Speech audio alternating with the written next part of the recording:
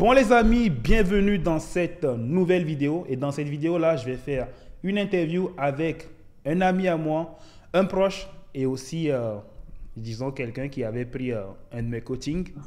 Voilà, bon. Et qui a eu des résultats. Lui, c'est quelqu'un qui a un bon mindset. Voilà, c'est pour ça qu'on a gardé contact. Parce qu'il faut savoir que moi, je garde toujours contact avec les gens qui ont un bon mindset, tu vois. Parce que, tu sais, ces gens-là, je sais que quoi qu'il arrive, ils vont réussir. Donc, du coup, aujourd'hui, Lamine, je t'invite pour cette interview. Le but, vraiment, c'est parce que moi, j'ai aimé beaucoup de choses dans ton mindset. Tu vois, depuis qu'on discute, je vois que tu es quelqu'un de, comment dire, tu vois, tous les gens qui ont eu des résultats dans mon coaching, en- j'ai remarqué qu'ils ont un truc de spécial, tu vois. Et j'aimerais donner la parole à des gens qui ont quelque chose à apporter de plus au monde ou bien à apporter aux gens, tu vois. Donc, cette interview, ça va vraiment consister à ça. Le but, c'est qu'on partage de la valeur, que tu donnes aussi ton point de vue sur plusieurs sujets et que tu ajoutes de la valeur avec ton expérience dans l'entrepreneuriat aux gens qui vont nous suivre. OK? Alors, du coup, Ça marche. est-ce que tu es prêt pour le premier sujet qu'on va aborder? Oui, bien sûr. Bien OK. sûr. Bon, avant d'aborder, j'aimerais que tu te présentes un peu. Tu nous dis comment tu t'appelles, même si j'avais déjà dit, et qu'est-ce que tu fais dans la vie, et ensuite on commence. Allez, let's go. Ok. Donc, salut Diane, salut à tous. Voilà. Donc, moi, c'est Lamine Souman. Donc, voilà. Deux entreprises actuellement. Une entreprise en e-commerce avec laquelle j'ai pu générer 500 000 euros de chiffre d'affaires. Donc, voilà. Et deuxième entreprise, une agence de marketing digital. Donc, dans l'agence de marketing digital, il y a on va dire différents corps de métier. Il y a le closing, il y a la vente de services, voilà, dans le domaine du e-commerce, dans le domaine du digital. Et Mhm, puis aussi, il y a la gestion page Instagram, des profils, la gestion des profils mhm, Instagram des personnes influentes, mhm, telles que par exemple Philippe ou Investir au pays, avec qui je travaille aussi dans différents domaines. mhm. Pour ceux qui ne connaissent pas Philippe, c'est tout simplement un entrepreneur, un infopreneur, qui a une chaîne YouTube qui cumule plus de 700 000 abonnés Je pense sur qu'ils YouTube, ils qui doivent, a la ils doivent plus grosse connaître. chaîne de France. Ouais, vas-y. Hmm. Je pense qu'ils doivent connaître, Philippe. Voilà, Ouais. donc c'est ça. Et aussi, parallèlement, je travaille aussi avec un autre petit commerçant avec Mhm, qui je travaille depuis maintenant un an. Voilà, dans le domaine du closing, dans d'autres domaines aussi. Coaching, closing, voilà, aide à la réalisation des objectifs. Donc voilà, et avec cette agence de marketing, ben, je génère, on va dire, 4 chiffres par mois. Voilà. Et donc, avec les personnes avec qui j'ai travaillé dans le domaine du closing, j'ai à générer avec eux 6 chiffres. 6 chiffres sur l'année. Donc voilà. ok. Et on va dire que j'ai été toujours le meilleur vendeur dans le domaine du Mhm, closing, en tout cas, dans toutes les entreprises dans lesquelles j'ai travaillé, bon, mhm, avec tous les entrepreneurs en ligne avec ceux que j'ai travaillé, mhm. j'étais toujours le meilleur vendeur dans le domaine. Ok. Bon, bah, Donc, voilà. en gros, tu as plusieurs casquettes. En gros, tu fais de l'e-commerce. Bon, ça, nous, toi et moi, on s'est connus avec l'e-commerce parce que voilà, tu voulais tout exploser. C'est comme ça qu'on s'est connus et tu as effectivement eu des résultats. Et justement, j'aimerais qu'on voit ce point-là parce que, en fait, tu vois, quand toi, tu m'as abordé, heureusement, j'ai encore les conversations ici et j'ai remarqué que toi, tu étais là pour avoir des résultats et tu avais déjà un bon mindset dans le sens où tu ne doutais pas de la capacité d'avoir des résultats. Toi, tu parlais d'informations. Tu voulais avoir les bonnes informations. Tu vois, je me souvenais encore quand tu étais là, tu m'as dit, OK, tu me disais à peu près que tu avais le budget, mais que tu savais un peu aussi ce qu'il faut faire, mais tu avais besoin de plus d'informations, de certaines informations pour tout exploser. Tu vois, donc je ne vais pas parler à ta place, je vais prendre les conversations et je vais montrer un peu les résultats que tu as eu. Bon, bah, là, je vais voir. Alors, je vais remonter un peu. Je ne sais pas si tu as encore. Ah, si, tu as laissé au groupe, toi aussi. Oui, bien sûr. Ok, Bien sûr, j'accède toujours au message. tu Je as m'en laissé un souviens. message. Ouais. Et là, attends, je vais monter, je vais monter. Qu'est-ce qu'on a là? Je vais aller là où il y a les résultats. Et là, bon, bah, là, tu m'envoies un message, tu dis, yesterday, il y a 11 000 DKK. Ça, c'est le Danemark, ça. Et là, ensuite, Ouais. tu envoies un dashboard Très à... bon marché. Hein? Un très bon marché, Un très bon franchement. marché. Et là, tu m'envoies un dashboard à Ouais, 309 000 DKK. Je sais pas si bon, tu te ça c'est souviens, tu vrai. as le dashboard. Tu m'envoies un dashboard à 309 000 DKK à environ 41 590 euros. Et là, tu m'envoies encore un autre dashboard à 164 000 DKK. Et ça, c'est les résultats. Ouais, exactement. Et ça, c'est 22 000 C'est et quelques. énorme, hein. Franchement, c'est Ouais. énorme. Tu Ouais. vois? Et ben, en fait, toi, tu as eu les Ah, résultats. 2020. Ouais. Et toi, tu as eu des résultats avec le même coaching que aujourd'hui, certaines personnes disent que c'est de l'arnaque. Bon, justement, bon, ça, on va en revenir après. Et, mais avant de revenir au niveau du mindset, etc., j'aimerais qu'on parle des avantages. Tu vois, on va parler aussi des avantages de se lancer dans un business comme l'e-commerce pour quelqu'un qui veut. Parce qu'il y a beaucoup de débutants, ils ont l'embarras de choix. En gros, ils ne savent pas dans quoi se lancer. Et est-ce que toi, aujourd'hui, tu conseillerais à un débutant, OK? Mais la question, c'est la personne n'a pas d'argent. En gros, il a 0 euros. Est-ce que tu penses qu'avec 0 euros, l'e-commerce est un bon business? Ou alors, est-ce que tu penses que l'e-commerce reste toujours un bon business, mais il faut quand même un certain budget pour commencer? Et surtout, pour le mec qui a vraiment 0 euros, qu'est-ce que tu le conseillerais? Ok, du coup, premièrement, par rapport à Ok. l'e-commerce, qu'est-ce que tu penses? Est-ce qu'il faut commencer avec vraiment 0 euros? Est-ce que c'est un business que tu recommandes à un débutant? Alors, je dirais qu'il y a deux profils.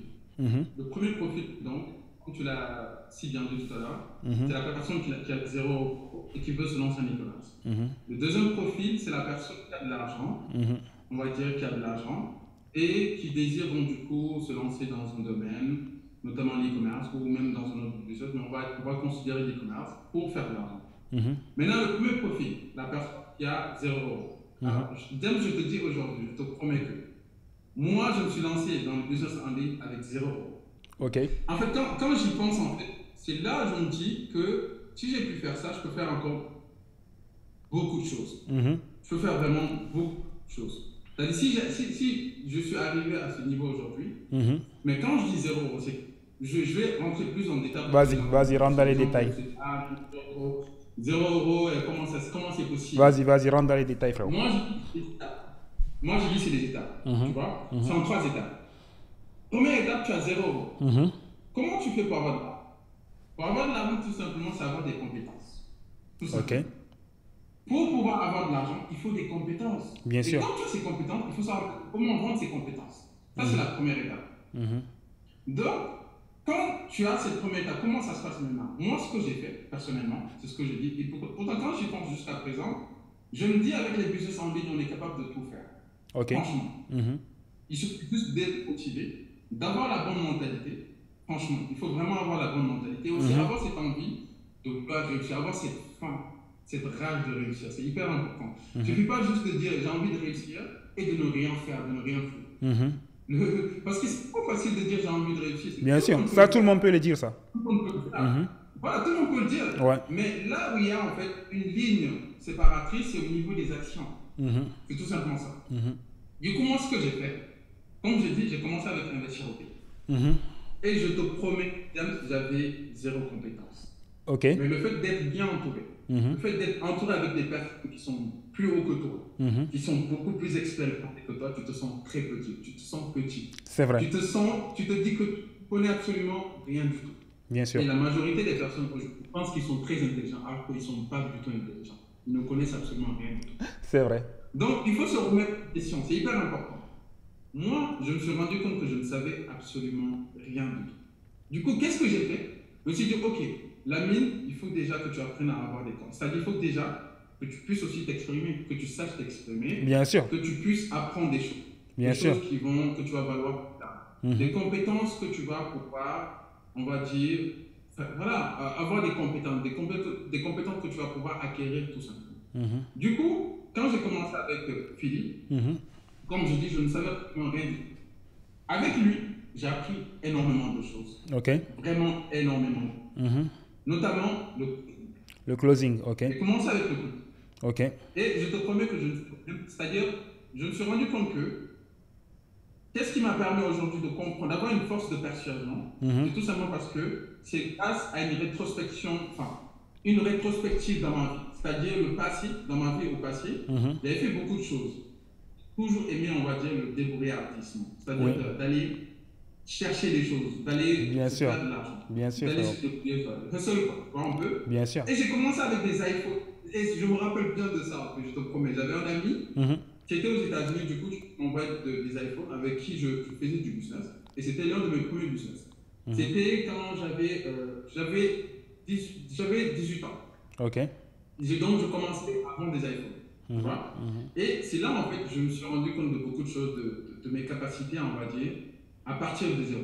Parce Mhm. que je ne connaissais rien du tout dans le domaine. Ouais. Ce que j'ai tout simplement fait, ce que j'ai fait, j'ai appelé des gens, je leur demandais, j'ai besoin d'iPhone, combien ça coûte? Parce que je ne connaissais pas le marché, je OK. ne connaissais pas le prix. OK. Donc comment est-ce que moi, comment est-ce que je fais pour connaître le prix, pour pas qu'on me dupe, quoi, on va dire, pour aussi avoir des connaissances dedans, parce que je ne connaissais absolument personne. Déjà pour vendre, il faut connaître des personnes, il faut avoir des clients, mais j'ai pas de clients. Mhm. Comment je fais? Mhm. Donc ce que j'ai fait, aller directement vers les vendeurs, c'est-à-dire ceux qui vendent les iPhones. OK. Je les ai contactés un par un. Et je leur ai demandé, tel iPhone coûte combien? iPhone, en ce moment-là, c'est les iPhones, je pense. Je ne me rappelle plus, est-ce que c'était les iPhone 7 ou 8, je ne me rappelle plus. Mais Mhm. pour chaque iPhone, je demandais c'était quel prix. Mhm. Du coup, je notais tout. Alors, ce que je fais, je pars dire à la personne que j'ai appelée, voilà le prix que tu m'as donné. Maintenant, moi, je te le vends à tel prix. OK. Voilà. Et si tu le vends, tu prends ton pourcentage. Et c'est comme ça que j'ai commencé. Du coup, je me faisais de l'argent avec ça. Non, j'ai pas Donc, compris. En gros, tu demandais le prix au vendeur de l'iPhone Oui, et ensuite, oui, c'est-à-dire, supposons. mhm, Mhm. une fois que tu as les prix, qu'est-ce que tu fais ensuite? Supposons l'iPhone là, supposons l'iPhone. Mhm. Cet iPhone, on va dire, ça coûte, on va dire 200 000 francs CFA. OK. Ou même, on va dire, ça coûte 1000 euros, supposons. Mhm. 1000 euros, on va dire 1000 euros. L'iPhone coûte 1000 euros, donc j'appelle, je lui dis, OK, il me dit, si tu veux un iPhone, supposons 10, ça coûte 1000 euros. Je dis, OK. Maintenant, ce que je fais, il dit, en gros, ça, c'est le prix auquel ils vendent aux clients, D'accord. c'est-à-dire aux particuliers, quoi. D'accord. Voilà. Mhm. Parce que eux, ils ont le prix moins cher. Mhm. C'est-à-dire peut-être eux, ils vendent à 800 euros et ils le vendent à 1000 euros. Donc ils se font 200 euros de marge. Mhm. Tu comprends? Mhm. Donc moi, ce que je fais, je dis, OK, toi, tu le vends à 1000 euros. Tu m'as dit, quand je t'ai appelé, tu m'as dit que tu le vends à 1000 euros. Mhm. Maintenant, moi, ce que je fais tout simplement, je dis, OK, moi, je te le vends à 900 euros. Donc je te le vends à 900 euros, toi, tu le vends à 1000 euros. Et tu OK. te fais un pourcentage, je me fais un pourcentage. Et je lui dis, Et où moi, est-ce je te où est-ce suis que... ce que tu veux. Alors, une question. Où est-ce que toi, tu trouvais l'iPhone initialement? Parce que là, si je comprends bien, tu vends l'iPhone au vendeur. Oui, en fait, ce qui se passe, j'avais un ami aux États-Unis qui m'envoyait des iPhones. Ah, d'accord. L'ami, il t'envoyait les iPhones. Voilà. OK, lui, il achetait aux États-Unis aussi et il t'envoyait. Et toi, tu revendais au vendeur. Exactement. OK. Exactement. OK. Lui, il me revend ça. Ouais. Et quand il me revend ça, je n'achète pas. OK. Je lui paye uniquement quand je vends l'iPhone. Ah, Uniquement quand je vends l'iPhone que je OK. le vends. OK, Donc, OK, je vois. Ouais.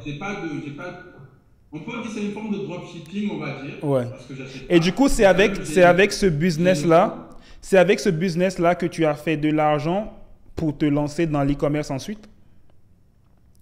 Pas du tout. Pas OK. du tout. Mhm. Je vais t'expliquer. OK. Vas-y. Bon, ça, c'était juste pour mettre en fait, la mentalité que j'avais développée, on va dire, au niveau de la persuasion. OK. Au niveau de trouver des Et ça, solutions. justement, attends, je vais rebondir sur ça. Je vais rebondir sur ça. Justement, par rapport à la mentalité de tout le temps aller chercher à faire de l'argent. Qu'est-ce que moi j'ai fait quand j'avais, je pense, 17 ans, un truc comme ça. Moi, j'avais appris à programmer des logiciels. Tu vois, du coup, voilà, je sais un peu créer des sites internet, créer des applications, etc. À l'époque, j'étais encore au Togo et j'ai créé une application pour pouvoir faire de la loterie en ligne. Tu vois? Donc, je pense qu'au Sénégal aussi, vous avez un service de loterie où les gens ils vont Oui, bien sûr. dans les boutiques pour faire. Et moi, en fait, la même chose qu'ils font dans les boutiques, j'ai créé un site pour le faire en ligne. Et avec un pote, voilà, mon pote, bon, après, lui, il me soutenait dans le projet, tu vois. Bon, mais c'est moi qui programmais quand même. Et ensemble, qu'est-ce qu'on a fait?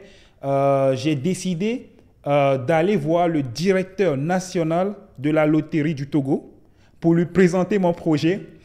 Imagine, j'avais 17 ans, j'avais une gueule de genre, tu vois, d'enfant, tu vois. Mais j'avais eu le culot et qu'est-ce qu'on a fait? On a pris un taxi, on est allé devant la direction nationale de la loterie. On est allé au secrétariat, j'ai parlé à la secrétaire, je lui ai dit, écoute, moi j'ai créé, tu vois, cette histoire-là que je vais raconter, les gens vont penser que c'est faux, mais je pense que mon pote, il viendra témoigner, c'est Israël. Du coup, je suis allé devant la secrétaire, je lui ai dit, j'ai créé une application qui permet de faire la loterie en ligne et j'aimerais voir le directeur national de la loterie du Togo pour lui en parler. Et tu sais, la plupart des gens, ils ne se rendent pas compte de à quel point le courage peut payer. Tu vois, ce que je viens de faire là, beaucoup de personnes n'oseraient jamais le faire. Mais personne ne va te tuer si tu fais une action aussi courageuse. Et bizarrement, quand j'ai parlé à la secrétaire, elle m'a dit, pas de souci, je vais te donner un contact, tu prends rendez-vous avec lui et ça va s'arranger. Et là, qu'est-ce qui s'est passé? Elle m'a dit d'attendre, elle est allée chercher l'assistant, le bras droit du directeur national. J'ai discuté avec lui, je lui ai présenté le même projet et il m'a dit, OK, revenez genre 3 jours après et je vais vous faire un rendez-vous avec le directeur. Tu vois? Et on est revenu 3 jours après. J'ai présenté le projet au directeur national de la loterie au Togo. Et il a aimé le projet, il a apprécié le projet. Mais il m'a dit, malheureusement, ils ne peuvent pas lancer ça à l'échelle nationale parce qu'eux, ils ont déjà des principes en place. Mais il a dit, j'apprécie quand même ton courage. Du coup, vas-y, tiens 5 000 francs CFA. Et il a donné 5 000 francs CFA à mon pote aussi. Tu vois? Et là, depuis ce jour-là, ça m'a prouvé en fait que quand on a du courage, on peut aller à des sommets que très peu de personnes peuvent atteindre. Tu vois? Et quand on a du courage, de l'imagination, on peut toujours gagner de l'argent. Tu vois? Du coup, aujourd'hui, quand moi je vois quelqu'un qui n'a pas d'argent, qui n'a pas de business et qui se plaint, il faut savoir que tout est possible. À partir du moment où on a le courage et qu'on a cette volonté-là d'aller chercher l'argent, comme un peu tu fais aussi. Tu vois? Donc voilà. Donc, toi, à l'âge de 18 ans, tu savais déjà coder, c'est ça? Bien sûr, c'est ça. J'ai appris à créer Ah ouais. les sites internet et les applications. Ouais. Comment? C'était en ligne? Ça se passait? T'as dit, t'as appris Bon, sur en YouTube, fait, c'est ça? c'est un pote qui m'a initié. Du coup, il m'a montré un peu, il m'a appris comme un coach comment programmer. Et ensuite, je me suis aussi formé en parallèle sur Internet. À l'époque, il y avait des sites comme Open Classroom, je me suis formé, etc. Du coup, voilà, ça, c'était juste une parenthèse. Tu peux continuer sur ton histoire. Ok. Donc voilà, en gros, c'est comme ça que j'ai commencé le business de l'iPhone Mhm, et qui m'a permis en fait de me rendre compte de mes capacités de force de persuasion. En gros, pourquoi j'explique ça? C'est juste pour mettre en évidence en fait, euh, comment dire, le résultat que j'ai aujourd'hui en termes de closing. Parce qu'il y a beaucoup de choses qui s'étaient passées. Parce qu'il faut savoir que même après ce business d'iPhone, j'ai lancé un business aussi de e-commerce. Mais ça, c'était au niveau local. Tu vois, ce que je faisais avec un ami aussi, qui était en France, on prenait les habits de Fashion Nova, mhm. qu'on prenait, qu'on achetait, et stockait, et qu'on vendait. Tu vois, tous ces produits que les gens ne pouvaient pas avoir directement, parce que voilà, vu que le taux de bancarisation, bon, il y a certaines qui n'ont pas accès à certaines Au cartes, le Sénégal, taux ouais. de bancarisation est très faible. Ouais, en Afrique. Oui, et du coup, les gens ne pouvaient pas acheter directement, Bien sûr. ne pouvaient pas, on va dire, acheter en ligne souvent. Tu vois. Après, voilà. Donc, du coup, moi, j'ai eu cette idée. Je me suis dit, OK, on lance avec l'ami. En fait, c'est l'ami qui a commencé. Et puis, Mhm, moi, je l'ai aidé à développer ça. Et puis, mhm. voilà. En gros, c'est ça. Puis après, j'ai eu aussi un autre business aussi, dans autre chose. En gros, juste pour expliquer, voilà, pourquoi, on va dire, j'ai eu cette capacité, quoi, tu vois. Ok. Et du coup, qu'est-ce qui se passe? Ben, dans l'entreprise, du coup, Mhm, moi, c'est après, je me suis rendu compte de cette capacité, de cette compétence. mhm. Du coup, j'ai été formé par lui, qui m'a formé dans tout ce qui est vente, dans tout ce qui est, ouais, dans ce qui est vente, communication, etc. Philippe Simon? Et dis-toi, Tu veux oui, dire Philippe c'est Simon? lui Ok. qui m'a formé. Ok. Mhm. Et quand il m'a formé, du coup, moi, vu que j'avais, on va dire, certaines aussi compétences en moi, ben, ça a juste amplifié, on va dire, ça a été un accélérateur. Ça a Mhm. amplifié mes compétences et je me Bien suis sûr. rendu compte que j'étais capable, en fait, vraiment vendre vraiment bien. Et du coup, j'ai beaucoup vendu. Et grâce à cette expérience, du coup, ben, j'ai développé d'autres compétences, on va dire, dans le closing. Et Donc, quand, j'arrivais quand tu vraiment. vendais avec lui, c'est là qu'il te payait et cet argent que tu recevais, tu l'économisais. Exactement. Et Ok. aussi dans d'autres domaines aussi, par exemple, gérer également ces conférences, on va dire, ici Mhm. et au Sénégal. Et quand je gérais ces conférences également, j'étais payé pour ça, par exemple, tu vois. Donc, il y avait différentes activités qui faisaient que ben, j'arrivais, on va dire, à être payé pour ça et j'économisais. Mhm. Tu comprends?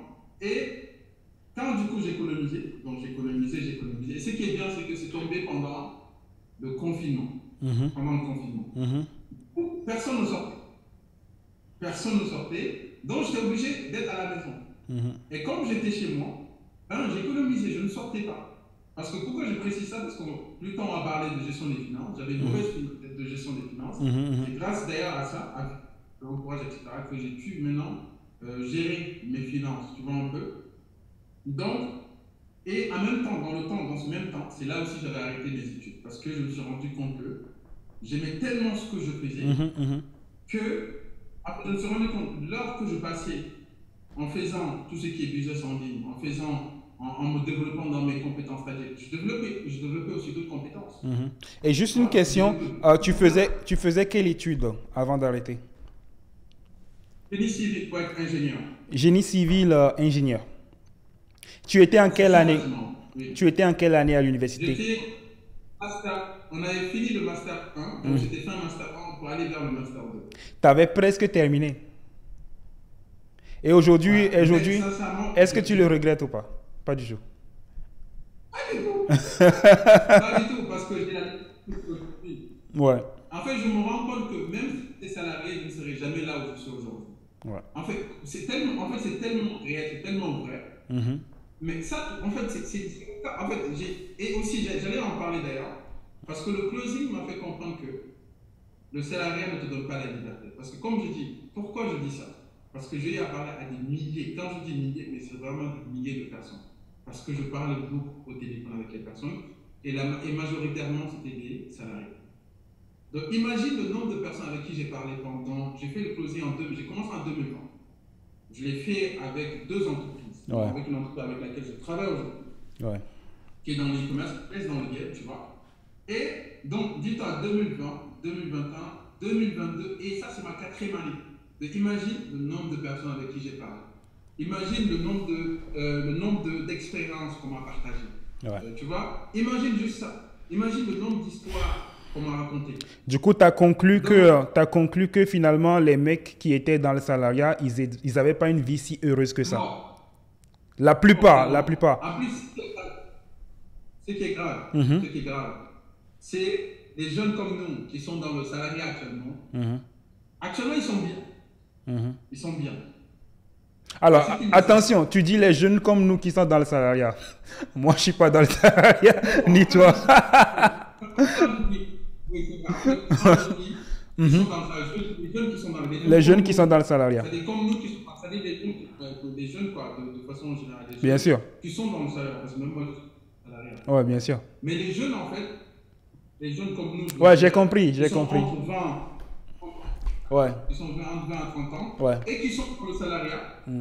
pensent aujourd'hui qu'ils sont très bien. C'est vrai, certes, ils sont très bien. Mais ceux qui ne savent pas que plus ils avancent dans les années, Mhm. leurs besoins vont augmenter. Leur consommation va augmenter. Pourquoi? Parce qu'ils ont une famille.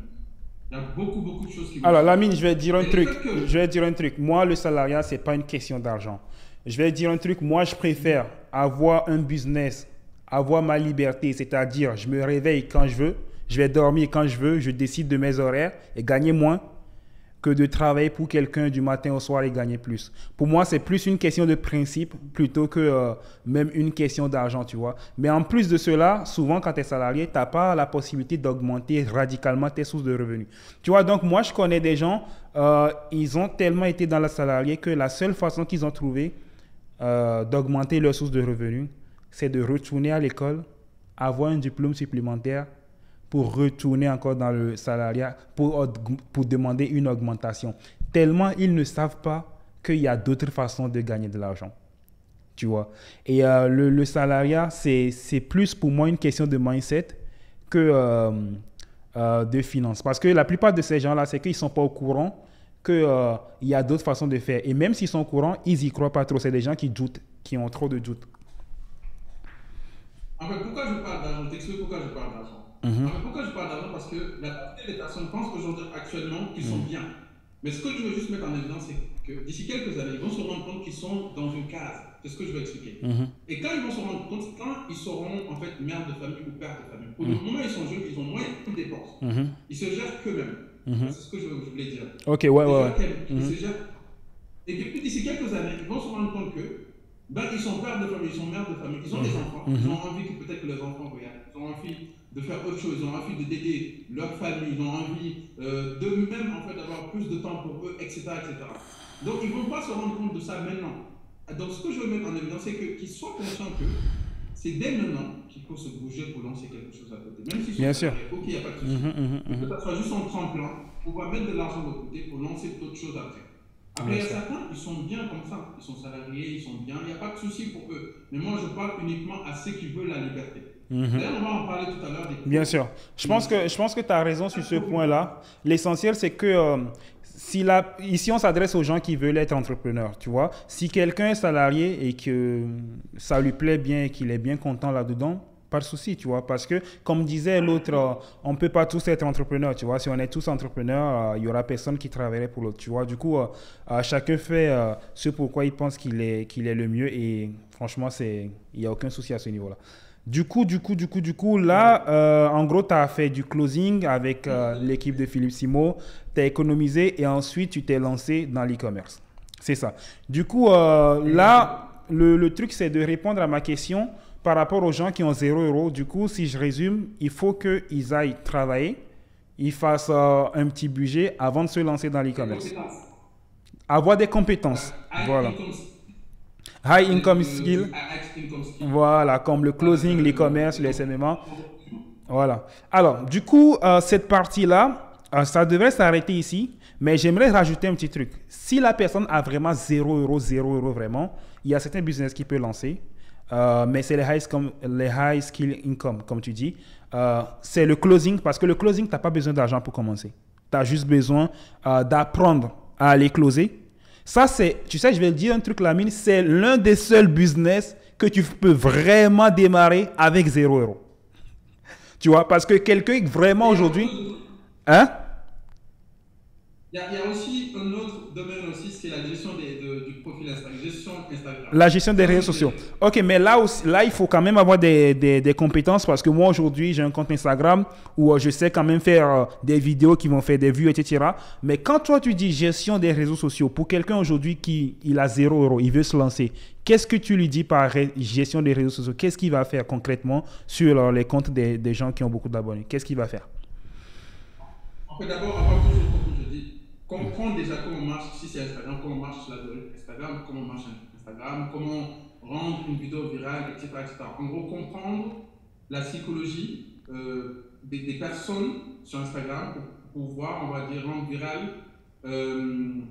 des contenus sur Instagram. Donc, en gros, pour globaliser, on va dire avoir des compétences pour pouvoir développer un compte Instagram. Donc, avoir ces compétences. Donc, s'il a ces compétences, le but maintenant, c'est quoi? C'est tout simplement de contacter des entrepreneurs. C'est une stratégie simple de base. Juste aller contacter des entrepreneurs, mais gérer de façon gratuite au début.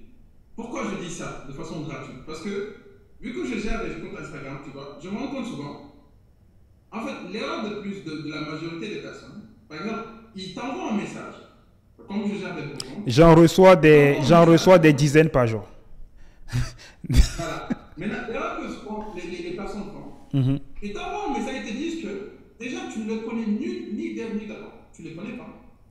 Et ils veulent que tu leur fasses confiance. Mais comment? Et ils veulent te faire payer. C'est-à-dire qu'ils te disent que viens, je gère ton page. Ouais, voici mes tarifs. Mais moi, je me dis, toi, la personne ne te connaît pas. Donc, tu es marqué. Mais qu'est-ce que tu dois faire? Mais propose-lui gratuitement. Dis-lui, en fait, c'est juste, c'est des astuces. C'est de la logique, c'est de la logique. C'est évident, mais pas pour tout le monde.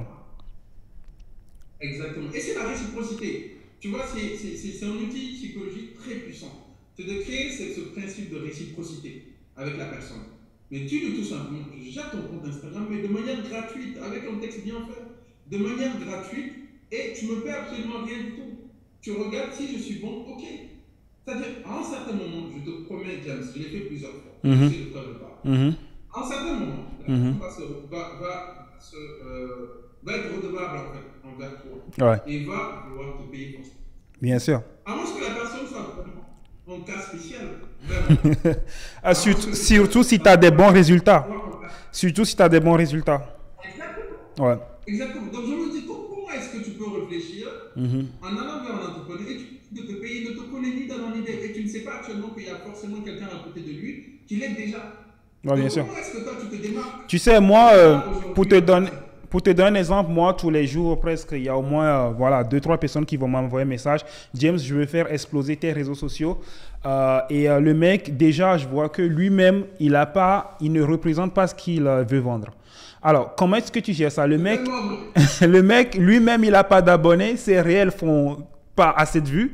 Et moi, j'ai des réels qui font des millions de vues. Et lui, il a pas... Et le mec, il veut faire exploser mes réels, tu vois. Du coup, il faut vraiment...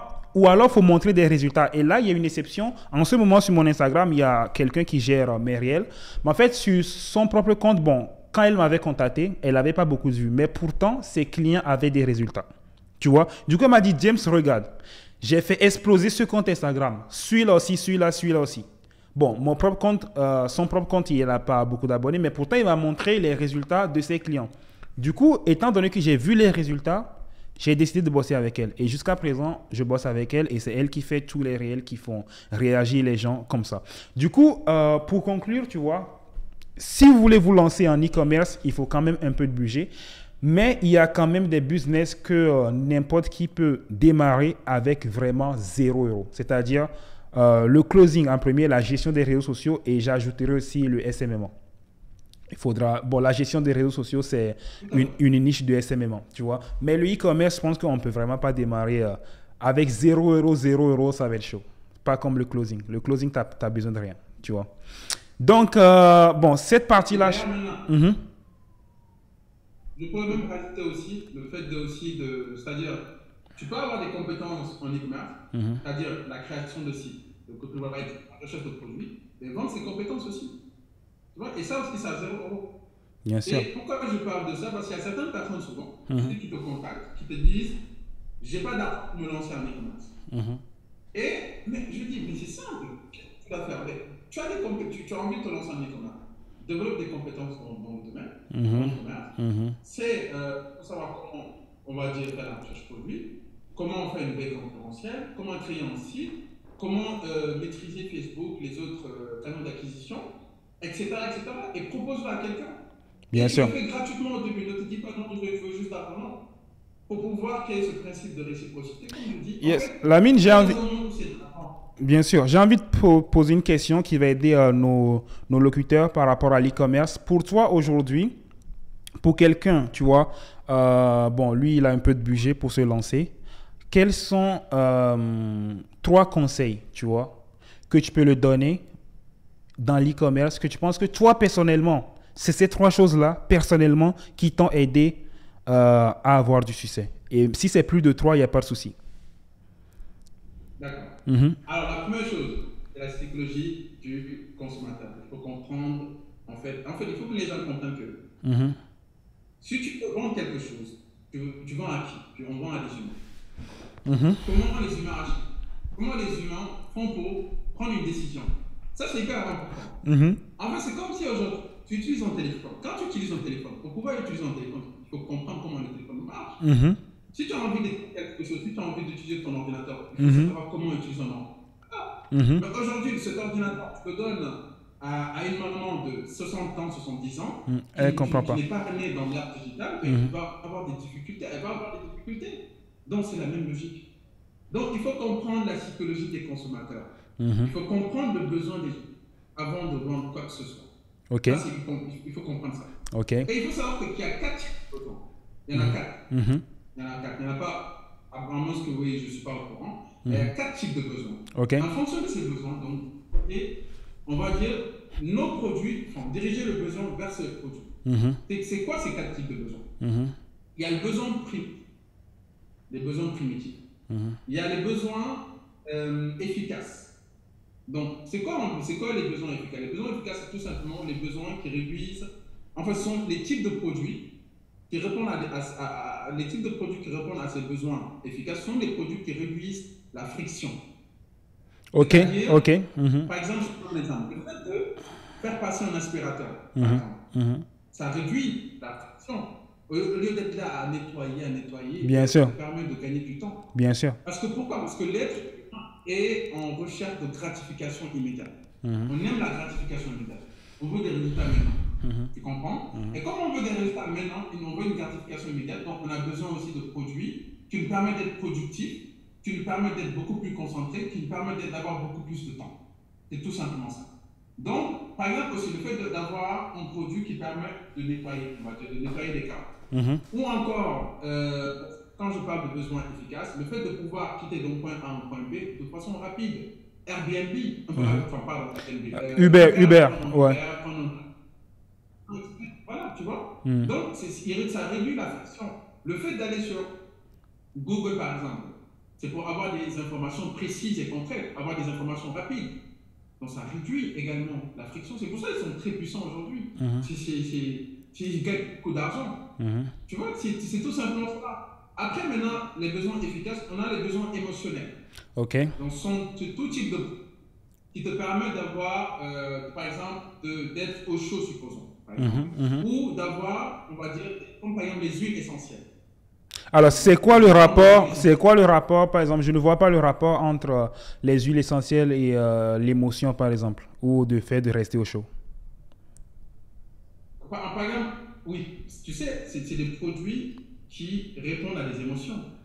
Bah Le là, fait, par exemple, ça, je peux supposons, mettre dans ce produit-là, par si vous, exemple, qui répondent à des émotions, des cadeaux que tu peux faire pour la Saint-Valentin, par exemple. voilà, Moi, j'ai exactement. pensé à Ça, ça. c'est des besoins, c'est des besoins Ouais. émotionnels. Mhm. Voilà, exactement. C'est des produits de cadeau. Mhm. Ou est-ce que j'ai autre chose en tête? Est-ce que j'ai... Oui, les produits, par exemple, bon, après, oui, ça, je peux le mettre dans les besoins émotionnels. Tout ce qu'on peut Sauf que, par offrir. exemple, Tout aujourd'hui, ce qu'on si peut tu offrir en as... cadeau à quelqu'un. Oui, exactement. En fait, tout ce qui touche l'émotion. Ok. Tout ce qui touche l'émotion. Ok. Par exemple, tu peux également donner, par exemple, c'est la Saint-Valentin, ben, tu donnes tu vois les bouquets de fleurs là, qui marchent beaucoup, Mhm. qui marchent beaucoup en dropshipping. Mhm. Par exemple, ça, c'est un produit qui a des besoins émotionnels. Mhm. Tu vois. Et quand je parle comment, de huile essentielle, c'est le fait de, par exemple, de se sentir bien. Le Mhm. fait je ne peux pas expliquer, mais c'est le fait tout simplement de mettre des huiles qui te permettent de te sentir bien. Par exemple, pour des douleurs, supposons, si tu as des bons. Ça, on peut aussi parler de produits qui répondent à des besoins, quoi. Mais en Ok. gros, les huiles essentielles, c'est juste des huiles qui te permettent de te sentir mieux, de te Ok. sentir bien, Ok. tout Mhm. simplement. Mhm. Voilà, Mhm. en gros. Et pourquoi aussi? Pourquoi c'est important? Parce que la majorité des achats se font, 70% des achats, 70% des achats se font grâce aux Aux émotions. émotions. Ouais, c'est vrai. Voilà. Ouais, c'est vrai, c'est vrai, Donc c'est ça, vrai. c'est 70% des achats se font grâce aux émotions. Donc, quand tu vends des produits qui répondent à des émotions, ben c'est puissant. Voilà, c'est tout simplement Ouais. ça, c'est puissant. Ouais. Puis on a la quatrième catégorie de besoins, c'est tout simplement les besoins sociaux. Voilà, les besoins sociaux. Mhm. Ce besoin on va dire, de paraître, ce besoin D'appartenance. De se dire, ok, exactement. ouais, Et ça nous ramène à la pyramide de Maslow d'ailleurs. bien sûr. Besoin physiologique, tu vois, c'est besoin physiologique, besoin de sécurité, besoin d'appartenance, besoin d'estime, tu Ouais. vois, et Mhm. besoin d'accomplissement. Bien sûr. Voilà. Bien sûr. Et donc, moi, ce besoin comment on appelle ça, de paraître, tu vois, d'acheter quelque chose qui nous permet de nous mettre en avant. Tu comprends? Mhm. Ça peut être, derrière ça peut être par exemple des chaussures, ça peut Bien sûr. être une montre, tu vois? Ça peut être un habit, ça peut être un iPhone, Bien sûr. etc., etc. Bien sûr. Donc, c'est tout type. Si le fait de comprendre ça différencie un marketeur, un bon marketeur d'un mauvais marketeur. Ça, il faut le comprendre. Mhm. Donc, juste pour dire que le premier point, c'est d'être bon en marketing. Et en marketing aussi, c'est d'être conscient de ces 4 besoins. Ok. Et il faut comprendre aussi qu'en marketing, c'est 3 étapes. Ok. Mhm. Le marketing, tu dois comprendre le besoin des personnes. Ça, Mhm. c'est la première étape. Mhm. La deuxième étape, créer un produit qui tend vers ces besoins Mhm. pour résoudre ces besoins des personnes. Mhm. Et troisième étape, établir le message, on va dire, qui sera devant cette bonne cible, c'est-à-dire devant la bonne cible. Un message qui est Donc, adapté, ouais. identifier le besoin, créer le produit, créer le produit et faire cette connexion entre le besoin de cette personne et le produit, et puis créer aussi un message, bien sûr, qu'à pouvoir être pertinent devant. En gros, c'est ça. Bien sûr. En gros, ça, ce que tu veux Et dire par là, c'est si tu vends un produit pour adultes, il ne faut pas employer un langage de jeune sur la page produit, par exemple. Tu vois. Donc, ça, exactement. c'est juste pour donner un exemple. C'est ça. Et aussi, il faut comprendre une chose. Souvent, les gens se détrompent en pensant qu'on peut créer un besoin. On ne crée pas un besoin. Les besoins sont ancrés en nous. Ça, il faut le savoir. C'est ancré en nous. Et une chose que les gens doivent comprendre aussi, c'est que le cerveau humain ne change pas. C'est une constante qui ne change jamais. Tout peut changer. Il y a La 1000 ans, technologie change. le cerveau d'il y a 1000 ans, c'est le même que celui d'aujourd'hui et ce sera le même que celui de dans 1000 ans, tu vois. Les êtres humains, tant que ça reste des êtres biologiques, ils auront toujours les mêmes besoins. Donc c'est une constante, le cerveau ne change pas, le Mhm. cerveau reste là. Mais il y a par contre un progrès technologique, il y a des progrès à gauche, à droite. Bien Google sûr. par exemple, à chaque fois ils font des changements, Facebook ils font des changements d'algorithme, mais le Mhm. cerveau ne change pas. Les gens Bien doivent sûr. comprendre ça. Donc le besoin humain ne change pas. Les Mhm. désirs peuvent changer. Bien sûr. C'est-à-dire le besoin humain reste là, les besoins sont un. Mais c'est le désir qu'on crée. Et souvent les gens aiment dire que Apple crée les besoins, Non. Apple a créé le besoin chez les êtres humains, c'est pour cela qu'il crée les iPhones. Non, iPhone a juste, on va dire, euh, comment on appelle ça? Il a juste Il répondu à répond un à un besoin besoin de l'être déjà humain, c'est le qui est besoin existant. social. Ouais, Et c'est le besoin social. bien sûr. Le besoin social, il a juste répondu. Donc, avant que Apple naisse, on va dire, Mhm. il y avait déjà ces besoins. Bien sûr. iPhone est juste venu, Apple est juste venu Pour et ils ont répondre. répondu à ces besoins. Bien sûr. C'est tout simplement ça. Donc voilà, donc ça c'est le premier point. Mhm. Ça c'est le premier point. Deuxième point, c'est de maîtriser, de connaître, enfin d'avoir les compétences dans le commerce. Mhm. C'est-à-dire, il faut comprendre ce qu'on fait. C'est hyper important de comprendre ce qu'on fait. C'est hyper important de maîtriser ce qu'on fait en e-commerce. Quand tu fais quelque chose, il faut comprendre comment ça se passe. Mais il faut avoir des compétences dans l'e-commerce. Quand je dis compétences, c'est-à-dire d'avoir des compétences dans le domaine, de savoir comment faire une recherche produit, comment faire un site, Bien sûr. comment maîtriser Facebook, comment créer une vidéo publicitaire qui impacte, Mhm. etc., etc. Donc, c'est des compétences qu'il faut apprendre.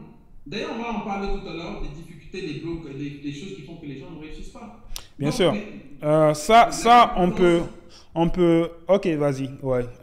Bon, vas-y, on peut en parler après. Bon, j'aimerais faire une petite parenthèse ici. Alors, ça a bugué, on dirait. Tu me reçois? ouais. Ouais, je te Ok, reçois, je te voilà. reçois. J'aimerais faire une petite parenthèse ici. D'ailleurs, je viens de sortir une vidéo sur ça qui va sortir bientôt. Je viens de faire une vidéo sur ça. En fait, la plupart des gens qui échouent en dropshipping, c'est dû souvent à quatre choses. Tu vois.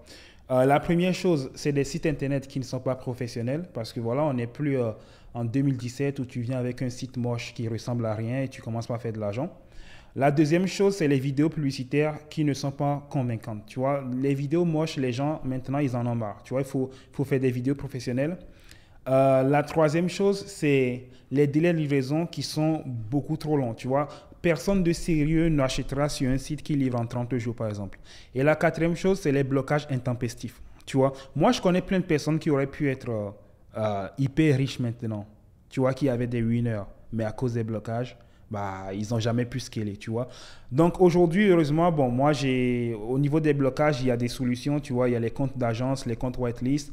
D'ailleurs, bon, pour les gens qui nous regardent, là, j'ai trouvé une bonne agence quand même avec lesquelles moi je bosse en ce moment, qui vous offre des comptes whitelist où vous pouvez faire de la publicité et si jamais on te bloque, ils vont remplacer le compte, tu vois. Donc, en gros, au niveau des compétences, il faut être au courant de ces choses-là, tu vois. Donc, moi, j'ai vu plein de personnes qui ne sont pas rentables, rien que prenons l'exemple des blocages. Tu vois, il y a des gens qui ont abandonné l'e-commerce à cause des blocages, tu vois.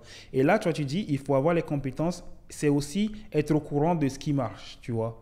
Et quand on n'est pas rentable, c'est parce qu'il y a un truc qu'on ne connaît pas. Du coup, il faut aller chercher les informations et être vraiment compétent dessus, tu vois. comment on appelle ça? Ça revient à ce que je dis, hein, Mhm, les compétences. Et si tu n'as pas les compétences pour faire tout ça, pour pallier à ces problèmes, etc., ben, ça devient compliqué. mhm. Finalement, tu lâches la. Tout simplement. Bon, voilà, ça c'était mon deuxième point. Mhm. Et mon troisième point, c'est tout simplement l'état d'esprit, la mentalité. Pourquoi j'en parle? Parce que il faut que les gens comprennent que le travail n'est pas ingrat. Est-ce que tu comprends? Quand tu travailles, c'est pas ingrat. Si tu n'as pas la bonne mentalité de la personne, on va dire, qui a faim, qui a envie de réussir, qui pense que, souvent moi je me dis des fois que les gens qui se plaignent, ça c'est une chose que je déteste, c'est les personnes qui se plaignent. On est pareil là-dessus. Et je n'arrive pas vraiment à supporter ces personnes. Ouais. C'est-à-dire les personnes qui se plaignent pour rien. C'est jamais de leur faute. Des fois, tout ce qui leur arrive, c'est la faute des autres. C'est pas de leur faute. En fait, moi, je vois les choses. Je me dis, tu es qui toi? Toi qui te plains, tu es qui? Pour que toi, tu dises que si tu lances un produit, ça doit marcher obligatoirement. Tu es qui? Voilà. C'est-à-dire que tu es le plus parfait au monde, ou bien tu es le plus né, tu es le plus parfait que toi, quand tu lances un produit, tout doit être parfait. Pourquoi? Tu es qui pour dire ça? Évidemment. C'est ce que je me dis parfois. Bien sûr. Les personnes pensent qu'ils sont les plus nés, ils sont les plus. Ça dit qu'ils sont spéciales. Alors, frérot, juste je fais une petite parenthèse. Dernièrement, j'ai discuté avec une élève qui a lancé une boutique, une marque en TikTok organique. Et elle dit qu'elle fait des posts et qu'elle ne fait pas de vente. Elle poste sur son compte TikTok, mais qu'elle ne fait pas de vente. Et moi, j'ai analysé son TikTok, il y a plusieurs choses qui ne vont pas. Comme par exemple, elle fait des vidéos où elle ne fait pas de passage à l'action. Son site internet, il n'y a pas d'offre marketing, etc. Et elle me dit, je ne fais pas des ventes parce que les gens ne me soutiennent pas. Mais en fait, et là, je l'explique que déjà, concentre-toi sur ce que toi, tu peux contrôler. OK? Parce que la plupart des gens, c'est trop facile d'accuser les gens. Tu vois, c'est trop facile de dire mes échecs, c'est de la faute des autres. Non, moi, je ne pense pas comme ça. Je me dis, quelle est ma part de responsabilité dans ce qui arrive? Je lance un truc, un business qui ne marche pas. Je m'assieds et je me dis, qu'est-ce que j'ai mal fait? Qu'est-ce que je peux améliorer? Qu'est-ce qui est en mon contrôle? Déjà, je fais bien ce que moi, je dois faire. Et ensuite, s'il y a toujours un problème, là, on peut voir ce que les autres ont mal fait. Tu vois? Mais certaines personnes, ils ne voient jamais de leur côté.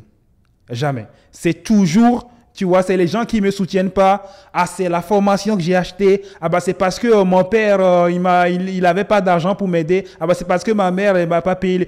Et c'est jamais de leur faute. Tu vois? Et ça, c'est un gros problème de mindset.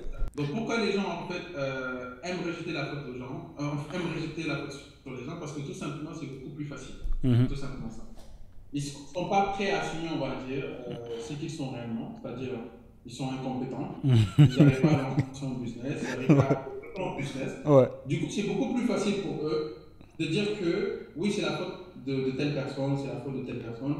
Et quand tu décortiques les choses, tu te dis que c'est un problème de mentalité. Bien sûr, bien sûr. Et moi, je me rends compte que c'est juste un problème de mentalité.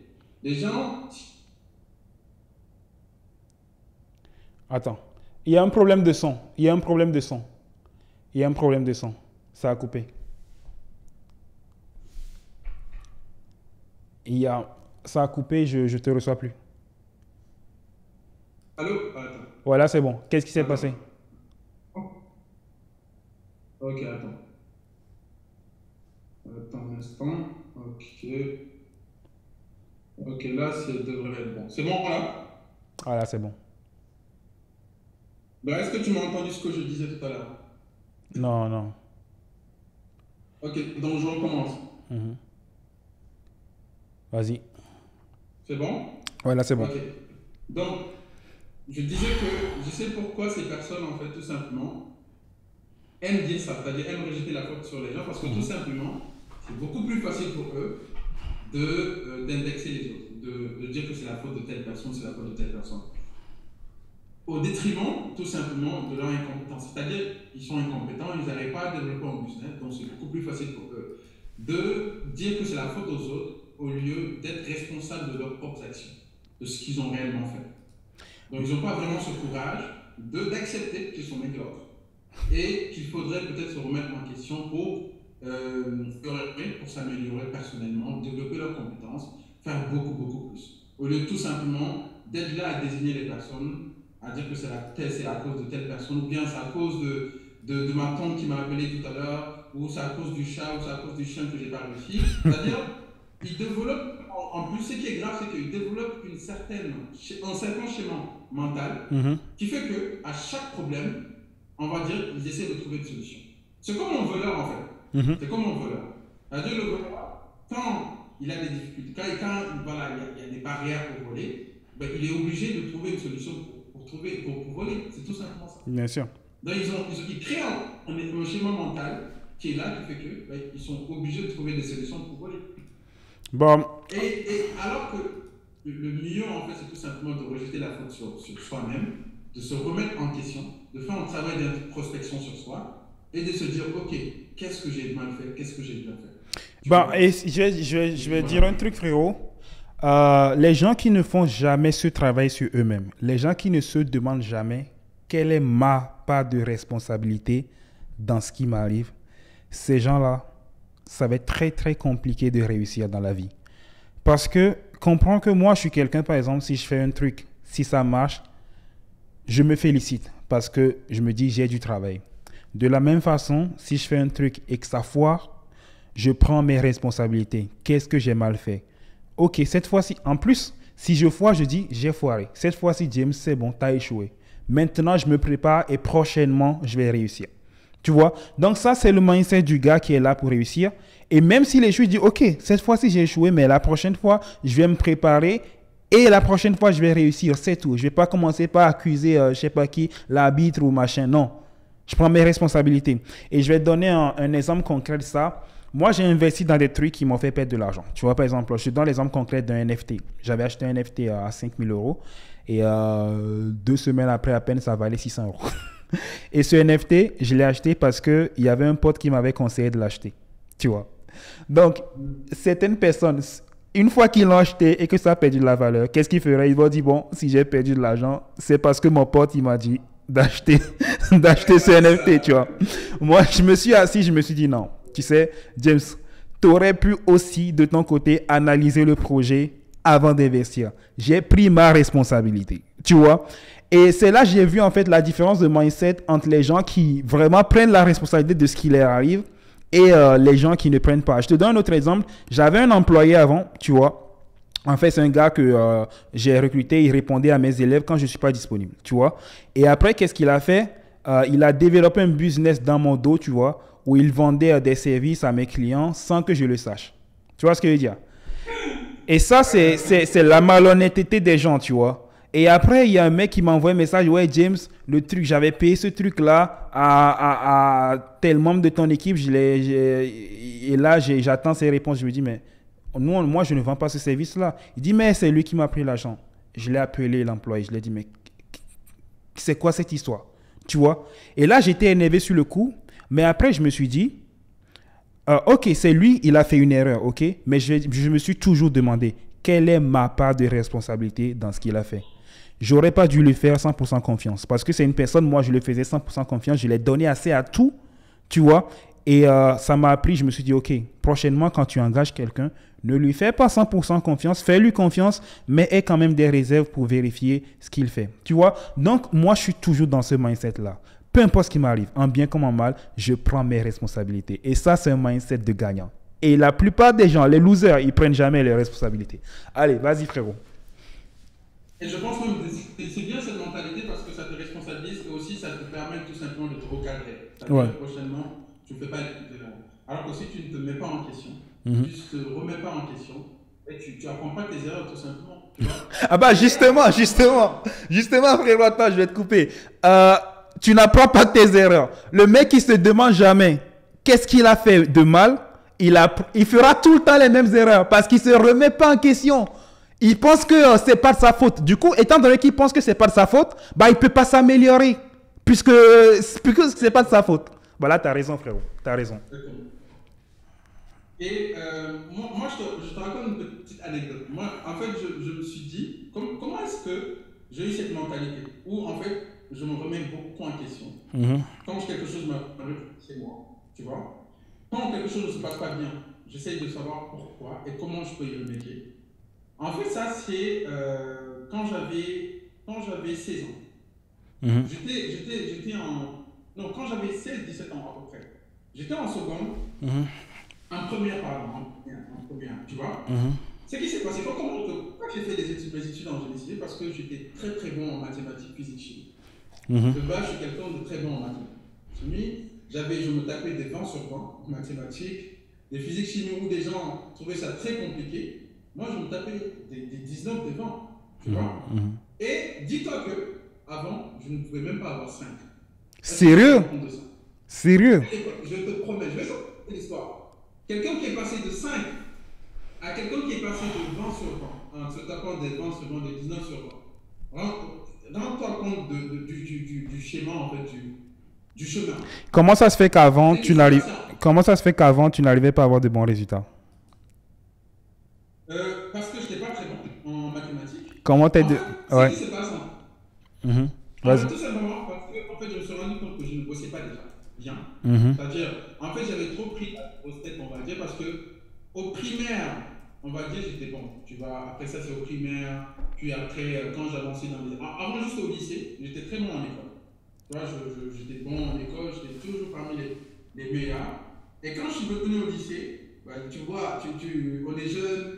Donc c'est là que tu commences à un peu aller, enfin, à un peu aller dans les sens, les sorties, les filles, etc. Tu vois. Donc tu commences à changer un peu. Tu ne travailles pas comme avant. Mhm. Du coup, je commence à changer. Et ce qui se passe, ben, je me retrouve en première. Mhm. Déjà en seconde, je commençais voilà, je commençais pas à bien travailler. Du coup, en première, je continue mes bêtises, quoi. En gros, je continue à ne pas travailler, à ne pas être sérieux.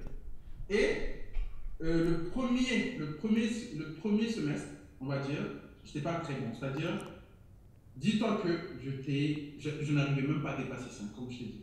Que ce soit mathématiques, Mhm. que ce soit physique chimie, je ne pouvais même pas dépasser 5 sur 20. Impossible pour moi. C'est-à-dire, avec tout ce que je pouvais faire. Ouais. C'est-à-dire, pourquoi? Parce que j'avais des lacunes, je n'avais pas des compétences, c'est tout simplement ça.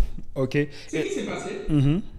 on avait un prof en mathématiques. Mhm. Et je ne vais jamais oublier, c'est-à-dire, c'est pour ça que c'est hyper important d'écouter les conseils. C'est hyper important Mhm. des expériences des autres. Mhm. De vraiment se remettre. En fait, le prof avait l'habitude tout le temps, à l'école, en classe, de nous conseiller. Parce qu'on était. La majorité ne travaillait pas bien en classe. On n'avait que des 5. Où moi j'avais 5, la plus grosse haute note c'était 10, 11, 12. Tu te rends compte? Du coup, le prof, d'ailleurs lui, tellement il était impliqué dans la réussite de ses élèves, actuellement il est directeur dans l'école. Avant il était juste prof. Maintenant il est directeur. Tellement c'est quelqu'un qui était vraiment bien. Ce qui se passe en fait, tout le temps, quand on avait de mauvaises notes, il nous conseillait beaucoup. Donc, c'est-à-dire entre les conseils, à un certain moment, j'ai été conscient, tu vois, parce qu'il disait vos parents payent des prix, c'est-à-dire vos parents payent de l'argent pour que vous puissiez étudier. Et vous prenez pour qui pour ne pas travailler? Vous pensez qu'il ramasse l'argent? Parce que lui-même, en fait, il était parent. Et comme il était parent, il savait c'était quoi de payer la scolarité des enfants et que les enfants ne travaillaient pas. Et du coup, il nous projetait, il nous disait, imaginez-vous, d'ici 50, 10 ans, en étant comme ça, vous n'allez rien foutre de votre vie. Donc vous avez gaspillé l'argent de vos parents. Donc, il nous a tellement fait, on va dire, un discours de sensibilisation, qu'à un certain moment, il a dit, si vous aimez vraiment vos parents et que vous êtes conscient, parce que moi je vous dis, si vous continuez comme ça, vous allez rien faire de votre vie. Vous allez juste sortir de là, boire du café et ne rien faire de votre vie. Et du coup, il dit, moi je vous conseille aller chez vous, regardez-vous devant le miroir et dites-vous que vous êtes nul, que vous êtes médiocre, que vous ne savez absolument rien du tout. Vous êtes zéro. Dites-vous ça. Et ce que j'ai fait, David, je suis rentré chez moi. Je suis mis devant le miroir. Je me suis dit, Lamine, tu es nul. Lamine, tu es médiocre. Lamine, tu ne connais absolument rien du tout de mathématiques, physique, chimie. Et je te promets, ça peut paraître fou, ça peut paraître en fait anodin. Mhm. C'est ça qui a fait que je suis allé dire à ma mère, je dis, maman, sache que je suis très nul en mathématiques, je suis très nul en physique chimie. Mhm. Sincèrement, j'ai pas de moyenne. Mhm. J'ai même pas eu ma moyenne le premier semestre. Mhm. J'ai pas eu ma moyenne, maman. Parce qu'actuellement, il faut qu'on trouve une solution. Trouve-moi un professeur à la maison qui va me permettre de me former. C'est ça. Après, elle m'a crié dessus. ouais, tu es inconscient, etc. Moi, je t'avais dit que voilà, tu étais ça, tu devais faire ça, tu vois. Et je me sentais mal. J'ai dit, ok, trouve-moi un professeur. Il m'a trouvé un professeur. Et je remercie vraiment grandiosement ce professeur. Ce professeur dit, c'est là-bas, moi, j'ai acquis j'ai développé cette envie de bosser dur. C'est là-bas que je l'ai appris d'ailleurs, de bosser dur. C'est parce que le fait que j'ai eu ce changement, je suis qu'il fallait bosser dur, qu'il fallait aimer ce que tu fais, qu'il fallait avoir cette mentalité de te dire que tu es mieux et que tu dois avancer. Maintenant, ce qui se passe, le professeur venait tous les jours et il m'apprenait de nouvelles choses. Et le fait que j'apprenais de nouvelles choses, j'avais cette envie d'apprendre davantage. Parce que je me suis rendu compte que je ne savais absolument rien du tout. Mais vraiment rien, zéro. Et il m'a appris des choses, il a développé mes compétences, je me suis amélioré en physique, chimie, en maths. Et le fait d'apprendre de nouvelles choses m'a permis de me rendre compte que j'étais capable de faire beaucoup de choses, que j'étais bon, que j'étais intelligent, que j'étais très bon dans ce que je faisais, que j'étais capable de faire des choses. Et du coup, ce qui se passe, ben, maintenant, moi-même, j'ai développé en moi cette envie de bosser, cette envie de travailler. Du coup, quand il n'est pas là, je pouvais me lever de 8 heures, j'ai bien dit 8 heures, jusqu'à 4 heures du matin. Je me couche, je me relève à 8 heures, je recommence. De 8 heures à 4 heures, je recommence. De 8 heures à 4 heures, Tu étudies les mathématiques et la physique. Mathématiques, physique. Oui. Que Bah, ça. tu sais, Pendant plusieurs mois. il y a un truc. Parce que je me suis Vas-y. rendu compte Termine. Et j'ajoute un truc. je m'étais développé. Et dis-toi que depuis le premier test qu'on fait, le premier devoir qu'on fait en physique-chimie, j'ai 12. En mathématiques, j'ai 15. Quelqu'un qui n'a jamais dépassé ça. Deuxième devoir, mathématiques 20 sur 20. Physique-chimie 17. Troisième devoir, mathématiques 20 sur 20. Physique-chimie 19 sur 20. C'est-à-dire, j'ai fait direct comme ça, comme on faisait. Et c'est là que je me suis rendu compte que, en fait, c'était possible de faire beaucoup de choses. C'était possible, il suffit juste d'apprendre. Il suffit juste, en fait, de vraiment travailler, de travailler sérieusement. Et de prendre ses responsabilités. Prendre ses responsabilités. Parce que tu as reconnu que si tu n'avais pas de résultat, c'est parce que tu ne travaillais pas assez. Tu vois? Tu l'as reconnu. Surtout, si tu n'as pas reconnu que c'était ta responsabilité, tu ne t'aurais jamais amélioré. Le changement, il s'est fait ici. Tu vois ce que je veux dire? Et quelqu'un qui pense qu'il n'a pas de résultat en maths physique, parce que c'est la faute du professeur, ben parce que c'est les parents qui... Lui, il ne va jamais s'améliorer. Parce que pour lui, c'est jamais de sa faute. Et les gens qui ne prennent jamais leurs responsabilités, ils ne se remettent jamais en question, ces gens-là ne peuvent jamais changer leur vie, ils ne peuvent pas s'améliorer parce que, justement, ils pensent que ce n'est pas de leur faute. Du coup, si tu pensais que ce n'est pas de ta faute, est-ce que tu aurais cherché à aller chercher des solutions? Non. C'est parce qu'en premier, tu as reconnu qu'il y a quelque chose que je faisais de mal. C'est pour ça que tu es allé dire à ta maman, maman, prends-moi un professeur particulier, je suis prêt à travailler, etc. Et tu l'as fait. Tu vois, tu t'es remis en question. Et il y a aussi autre chose que j'aimerais ajouter, frérot, c'est que ce professeur-là, ce qu'il t'a fait, c'est que il t'a fait avoir un pourquoi émotionnel. En gros, je vais donner un exemple. Après, tu me disais, avant, tu allais en cours parce qu'il fallait y aller, tu vois. Tu faisais les devoirs parce que voilà, il fallait les faire. Mais lui, quand il a parlé des parents qui payaient l'écolage, voilà, il a dit que nos parents envoient les élèves à l'école pour payer l'écolage. Et il dit, les gens qui n'ont pas la moyenne, ils sont en train de gaspiller l'argent de leurs parents. Là, tu as compris qu'en fait, non. Si tu viens à l'école, ce n'est pas pour la forme. Maintenant, tu as un pourquoi tu dois travailler. Tu as un pourquoi tu dois avoir la moyenne. Tu sais, je vais dire un truc, frérot. Moi aussi, jusqu'à un bon moment, si je faisais de l'argent, je le faisais que pour moi. Parce que je voulais être riche, parce que je voulais tant. Et à partir d'un moment, je pense que c'est dans un livre, et j'ai dû découvrir pourquoi c'est important d'avoir un pourquoi, justement. Un pourquoi surtout émotionnel. Et là, j'ai changé de mindset. Maintenant, je ne travaille plus que pour moi, pour gagner de l'argent, pour être riche que moi. Mais non, maintenant, je travaille pour les gens qui comptent sur moi. Tu vois, je vais dire, avant, je voulais être riche parce que je voulais avoir du confort. Tu vois, je voulais avoir des voitures, des montres, des maisons. Maintenant, tu sais la première raison pour laquelle j'ai envie d'être riche, Lavine? J'ai un pourquoi émotionnel. J'ai envie d'être riche pour ne plus jamais de ma vie voir les gens que j'aime souffrir et que je ne peux pas les venir en aide. Tu sais, il n'y a rien qui fait plus mal au monde que de voir quelqu'un que tu aimes, que ce soit ta maman, tu vois, quelqu'un que tu aimes sur un lit d'hôpital pendant 8 mois, agoniser et finalement mourir. Parce que tu es incapable de payer les frais d'hôpital ou bien parce que tu es incapable de venir en aide. Bon, ça ne m'est pas arrivé, tu vois, mais c'est pour ne jamais avoir ce genre de situation que je me dois d'être riche. Parce qu'avant, je me disais, je vais essayer. Si je réussis, tant mieux. Si j'échoue, tant pis. Aujourd'hui, ce n'est plus le cas. Je dois réussir. Parce que ce n'est pas que pour moi. C'est pour les gens qui comptent sur moi. J'ai un pourquoi émotionnel. J'ai un pourquoi. Aujourd'hui, si je travaille, je me dois de bien travailler la mine. Parce que ça ne concerne pas que moi. Ça concerne les gens que j'aime. Je n'ai pas envie de les voir souffrir. Tu vois? Et avoir un pourquoi, ça te donne une raison de travailler. Mais plus que n'importe quoi. Vas-y, frérot. Est-ce que tu dis c'est intéressant parce que à un certain niveau de ma vie, quand j'ai fait de l'art, on va dire, bon, après, ça va. Ouais. Ça fait quand j'ai fait le plus d'argent que j'ai fait en tout cas. Sincèrement, c'était un moment où j'étais plus ambitieux. Bizarrement. T'étais plus ambitieux. Oui, Ouais. quand j'étais plus ambitieux, c'est-à-dire, j'étais plus de me dire, attends, j'essaie de passer au next level. Parce que ce que j'avais envie d'avoir, je l'avais du coup. Tu vois, je pouvais m'acheter ça, X, Y, Z. J'avais une liberté. Ça m'est arrivé aussi. Merci pour ça. Ouais. Alhamdoulilah, comme on dit chez. Du coup, ben, ce qui se passe, je me suis dit, mais il y a un problème. Est-ce que je suis réellement ambitieux ou bien il y a un problème en fait? Pourquoi je n'arrive pas à me dire que j'ai envie de faire ça? Puis je me suis dit, est-ce que je n'ai pas changé de cadre? Est-ce que je ne vais pas aller à Dubaï? C'est là que je suis allé à Dubaï d'ailleurs.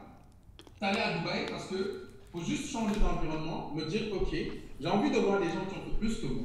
Tu vois, des gens. En fait, avoir cette envie de s'entourer des personnes qui ont fait plus que toi, ça va te pousser, ça va te motiver, pas te comparer, mais plus te motiver. Bien sûr. À faire plus aussi, à te développer, tu vois. Pas une manière, pas un indicateur pour te comparer, mais un indicateur pour avoir plus que ça. Bien sûr, bien sûr. Après, je me suis dit,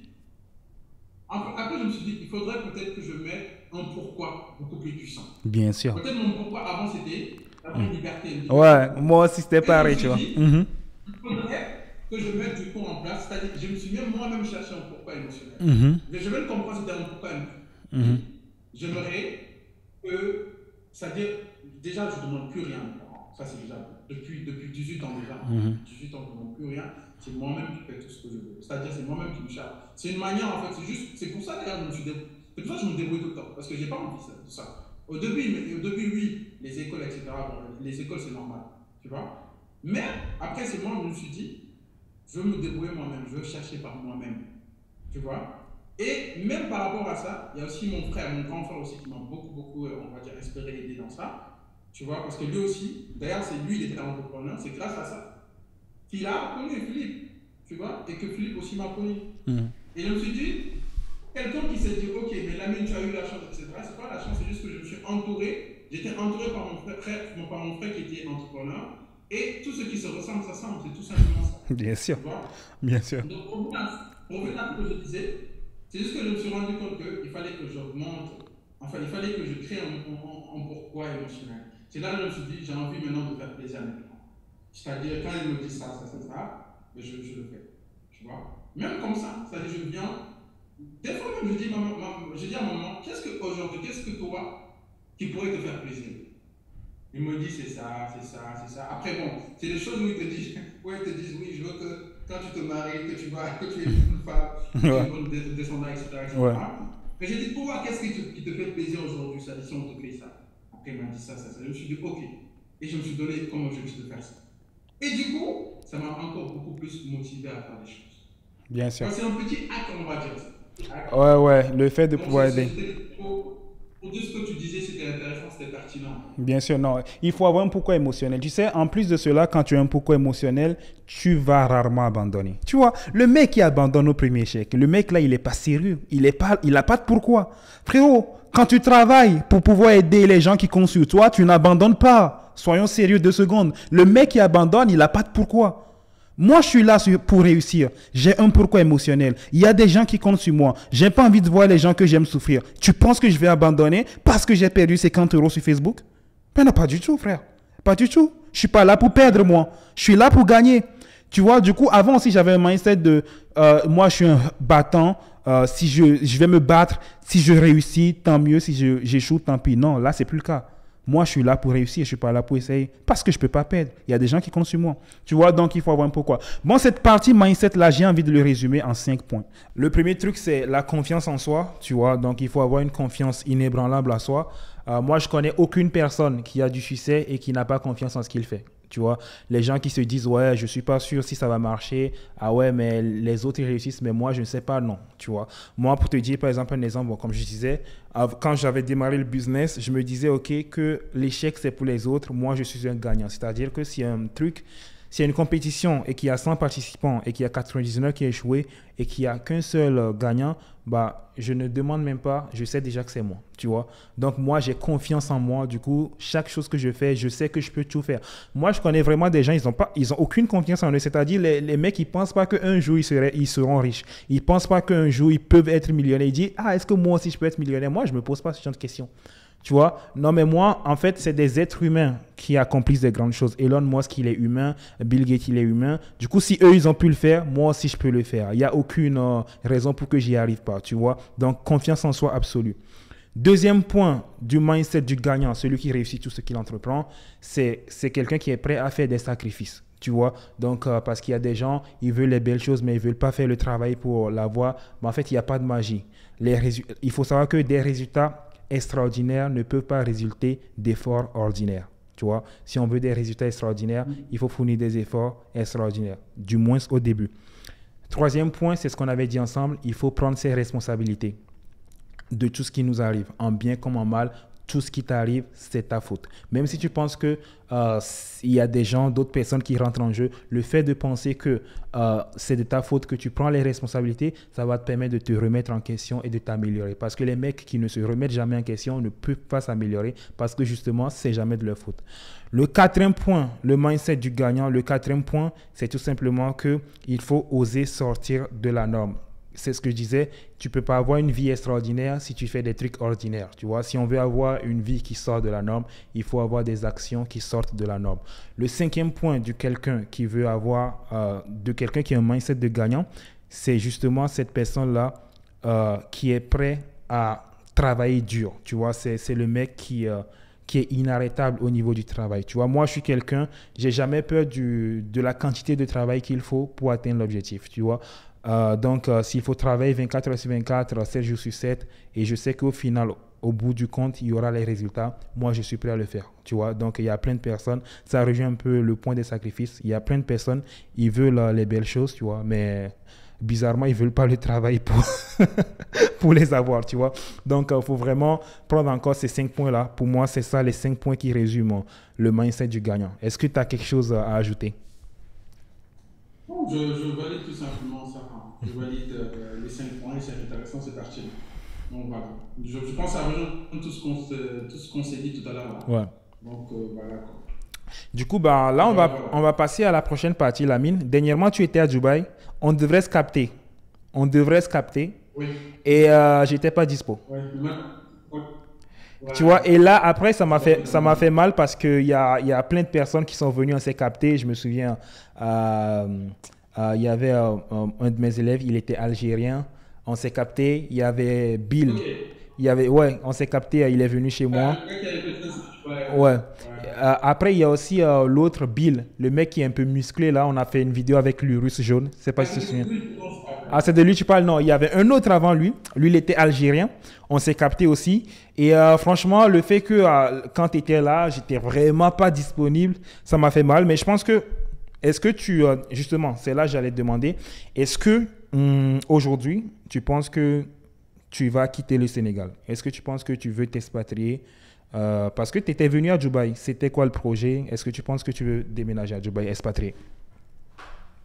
En fait, c'était pour visiter, pour voir est-ce que je m'y plais ou pas. Et je me suis rendu compte que je m'y plais vraiment. J'aime bien Mhm, la diversité, on va dire. Il y a mhm, vraiment une diversité. mhm. Et les gens sont cool, hein, franchement. Ouais, Les gens sont très cool. Et ce que j'ai remarqué aussi, niveau service client, ils sont très très bons. bien sûr. Franchement, très très très bien. Quel Ils prennent service très toi, soin de leurs clients. quel Et service toi t'as utilisé par exemple que tu aimes bien?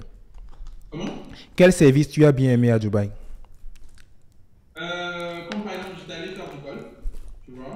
Ça, j'ai bien aimé le service. Mhm. Le Top Golf, tu vois, le Top Golf. Aussi, j'étais allé faire le. Comment on appelle ça? Oh là là, j'ai oublié le nom. C'est des Skydiving. activités qui te permettent. Skydiving. Oui, là, oui, exactement. Là, au Sky, Ouais. je sais pas quoi, là. Ouais, ouais, ouais. Sky, voilà. Ouais, Et ben, skydiving. c'était très, très bien le Ouais. service. Il y a aussi quoi? Au niveau du quad, par contre, j'ai fait des quads, mais j'ai pas vraiment aimé le service. Je sais pas Mhm. pourquoi. Ah ouais? Qu'est-ce Il y qui s'est avait trop passé? de protocoles. Qu'est-ce que t'as pas Non, aimé? en fait, ils ont gonflé le prix. Ah! Ils ont gonflé le prix Ouais. du quad. J'ai payé plus cher. Et en plus de ça, quand je suis parti, il n'y avait pas le foulard. J'avais pas le foulard en fait. Mhm, mhm. Je savais pas qu'il y en avait en fait. Il y a du Du coup, sable qui rentrait dans tes yeux. Il y a du sable qui te rentrait dans les ouais, yeux. c'est pas vraiment. Exactement. Dans la bouche, dans les yeux. Ouais. C'est pas vraiment kiffé, franchement. J'ai kiffé. C'était le seul. Là. Mhm. Et puis j'ai fait aussi du flyboard. Et j'ai kiffé le flyboard. Ça, je sais pas. Qu'est-ce que Où tu te c'est? lèves en hauteur. Sur l'eau? Le flyboard, en fait, tu te lèves en l'eau, oui. Ah Tu ouais. te lèves en hauteur dans l'eau. Tu dois te stabiliser. Et ça, c'était kiffant, franchement. Puis j'ai fait un peu de jet ski, tu vois, à Ouais. côté. Et j'ai fait quoi d'autre?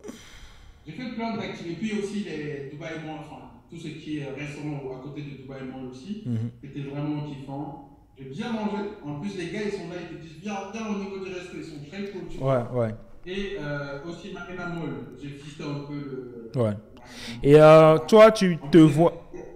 Ouais. Tu te les voitures, vois c'était nickel. les vendeurs ou les vendeurs?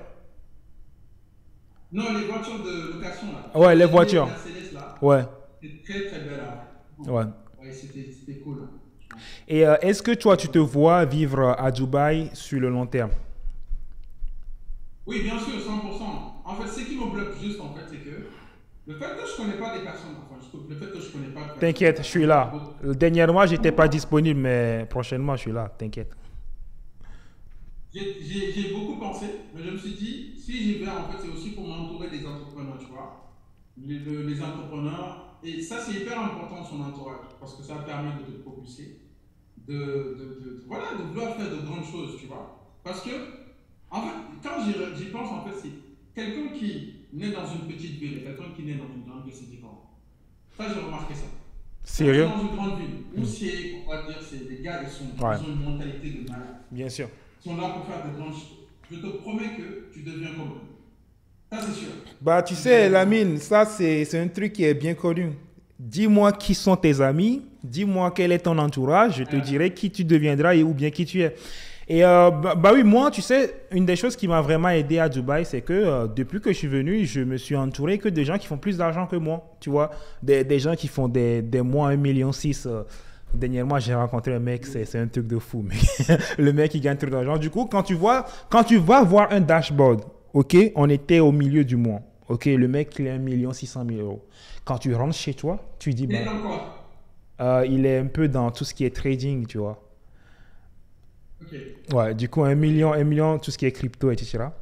Et 1,6 million en un mois, tu rentres chez toi, tu pètes un câble. Tu te dis, bon, si lui, il peut le faire, regarde, le mec, il a deux bras, il a deux Carrément. jambes, une tête, s'il peut le faire.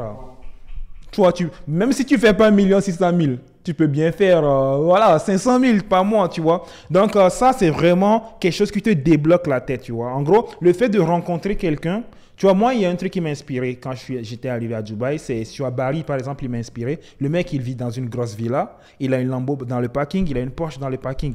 Tu vois, et moi, j'ai utilisé beaucoup de visualisation dans la résidence où il habitait. Je sortais dehors et je regardais les gens qui garaient leurs voitures, leurs villas. Il y avait des gens qui avaient des Rolls, il y avait des gens qui avaient des Lambeaux, tu vois, etc. Du coup, je me suis dit, ben, c'est des êtres humains, frérot. C'est pas des martiens. Si eux, ils ont pu avoir cette vie-là, je peux aussi l'avoir, tu vois. J'ai vu des gens porter des montres à 300 000 euros, frérot. 300 000 euros la montre. Du coup, le jour où tu vois quelqu'un avec une montre à 300 000 euros, tu te dis bien, je peux très bien m'acheter une montre à 50 000 euros au moins un mois. Ça débloque un truc dans la tête, tu vois. Du coup, ben, ça, c'est l'avantage de Dubaï. Ouais. Ça j'avoue que même quand j'étais. Souvent, tu sais ce que je faisais? Non, Je marchais, c'est-à-dire, je voulais juste me promener, juste pour ouais, voir les beaux bâtiments. Tu bien sûr. vois? Aussi, en fait, l'environnement, c'est vraiment nice, quoi. C'est vraiment stylé. Tu te sens bien. Mhm. Les gens sont cool. D'ailleurs, aussi, pour le coup, en fait, quand je marchais, j'étais allé voir quelque chose, tu vois. Mhm. Et quand je suis allé, même en fait, la serveuse, quand je me suis arrêté, elle m'a dit, where do you come from? Tu vois, elle m'a posé la question où je viens. Bien On sûr. était là, on discutait. C'était cool. Et c'était une chinoise, Philippines, je me Philippines. rappelle plus, Souvent, c'est les mais Philippines. des origines chinoises. Ouais. Ouais, hein? Souvent, c'est les Philippines hein, à Dubaï. Ok. Ouais. Et ils étaient cool, on a discuté, etc. Et tu vois beaucoup, il y a beaucoup de diversité, beaucoup de nationalités. Je me suis dit, non, ça c'est différent, franchement. Tu vois du tout, hein. Tu vois du tout. Et tout le monde est cool, tout le monde est free. Voilà, quoi, c'est cool, et plus c'est beau. Ça t'inspire en plus, ça te pousse à faire beaucoup plus. C'est ça qui est magnifique, tu Bien sûr. vois. Ça te pousse à te dire, j'ai envie encore de kiffer ma life, ben, il faut que je fasse de l'argent. C'est tout Bien simple. sûr, frérot. Bien Et sûr, tu es frérot. obligé de faire, t'es obligé de charbonner, tu es obligé de travailler ben, pour le faire quand même. Donc, sincèrement, sur du long terme, je me suis dit oui. Je me suis dit oui. Après, je me suis dit, si j'y vais, je vais quand même me faire un peu de réseau, tu vois, un Mhm. peu. Comme par exemple Marcus Laurent, je sais pas si tu le connais, Ouais, parfois je je connais. parle avec lui souvent, Ouais. etc. Et c'est quelqu'un qui est très cool d'ailleurs en passant. Franchement, c'est quelqu'un de très très cool. Mhm. Et voilà, donc je me suis dit peut-être une fois quand je vais, pourquoi pas voilà, le rencontrer, tout ça. Bien sûr. Voilà, quoi. Je me suis dit quand même un réseau. Et puis voilà. En gros, mais oui, sur le long terme, sincèrement, yes. Ok. Yes.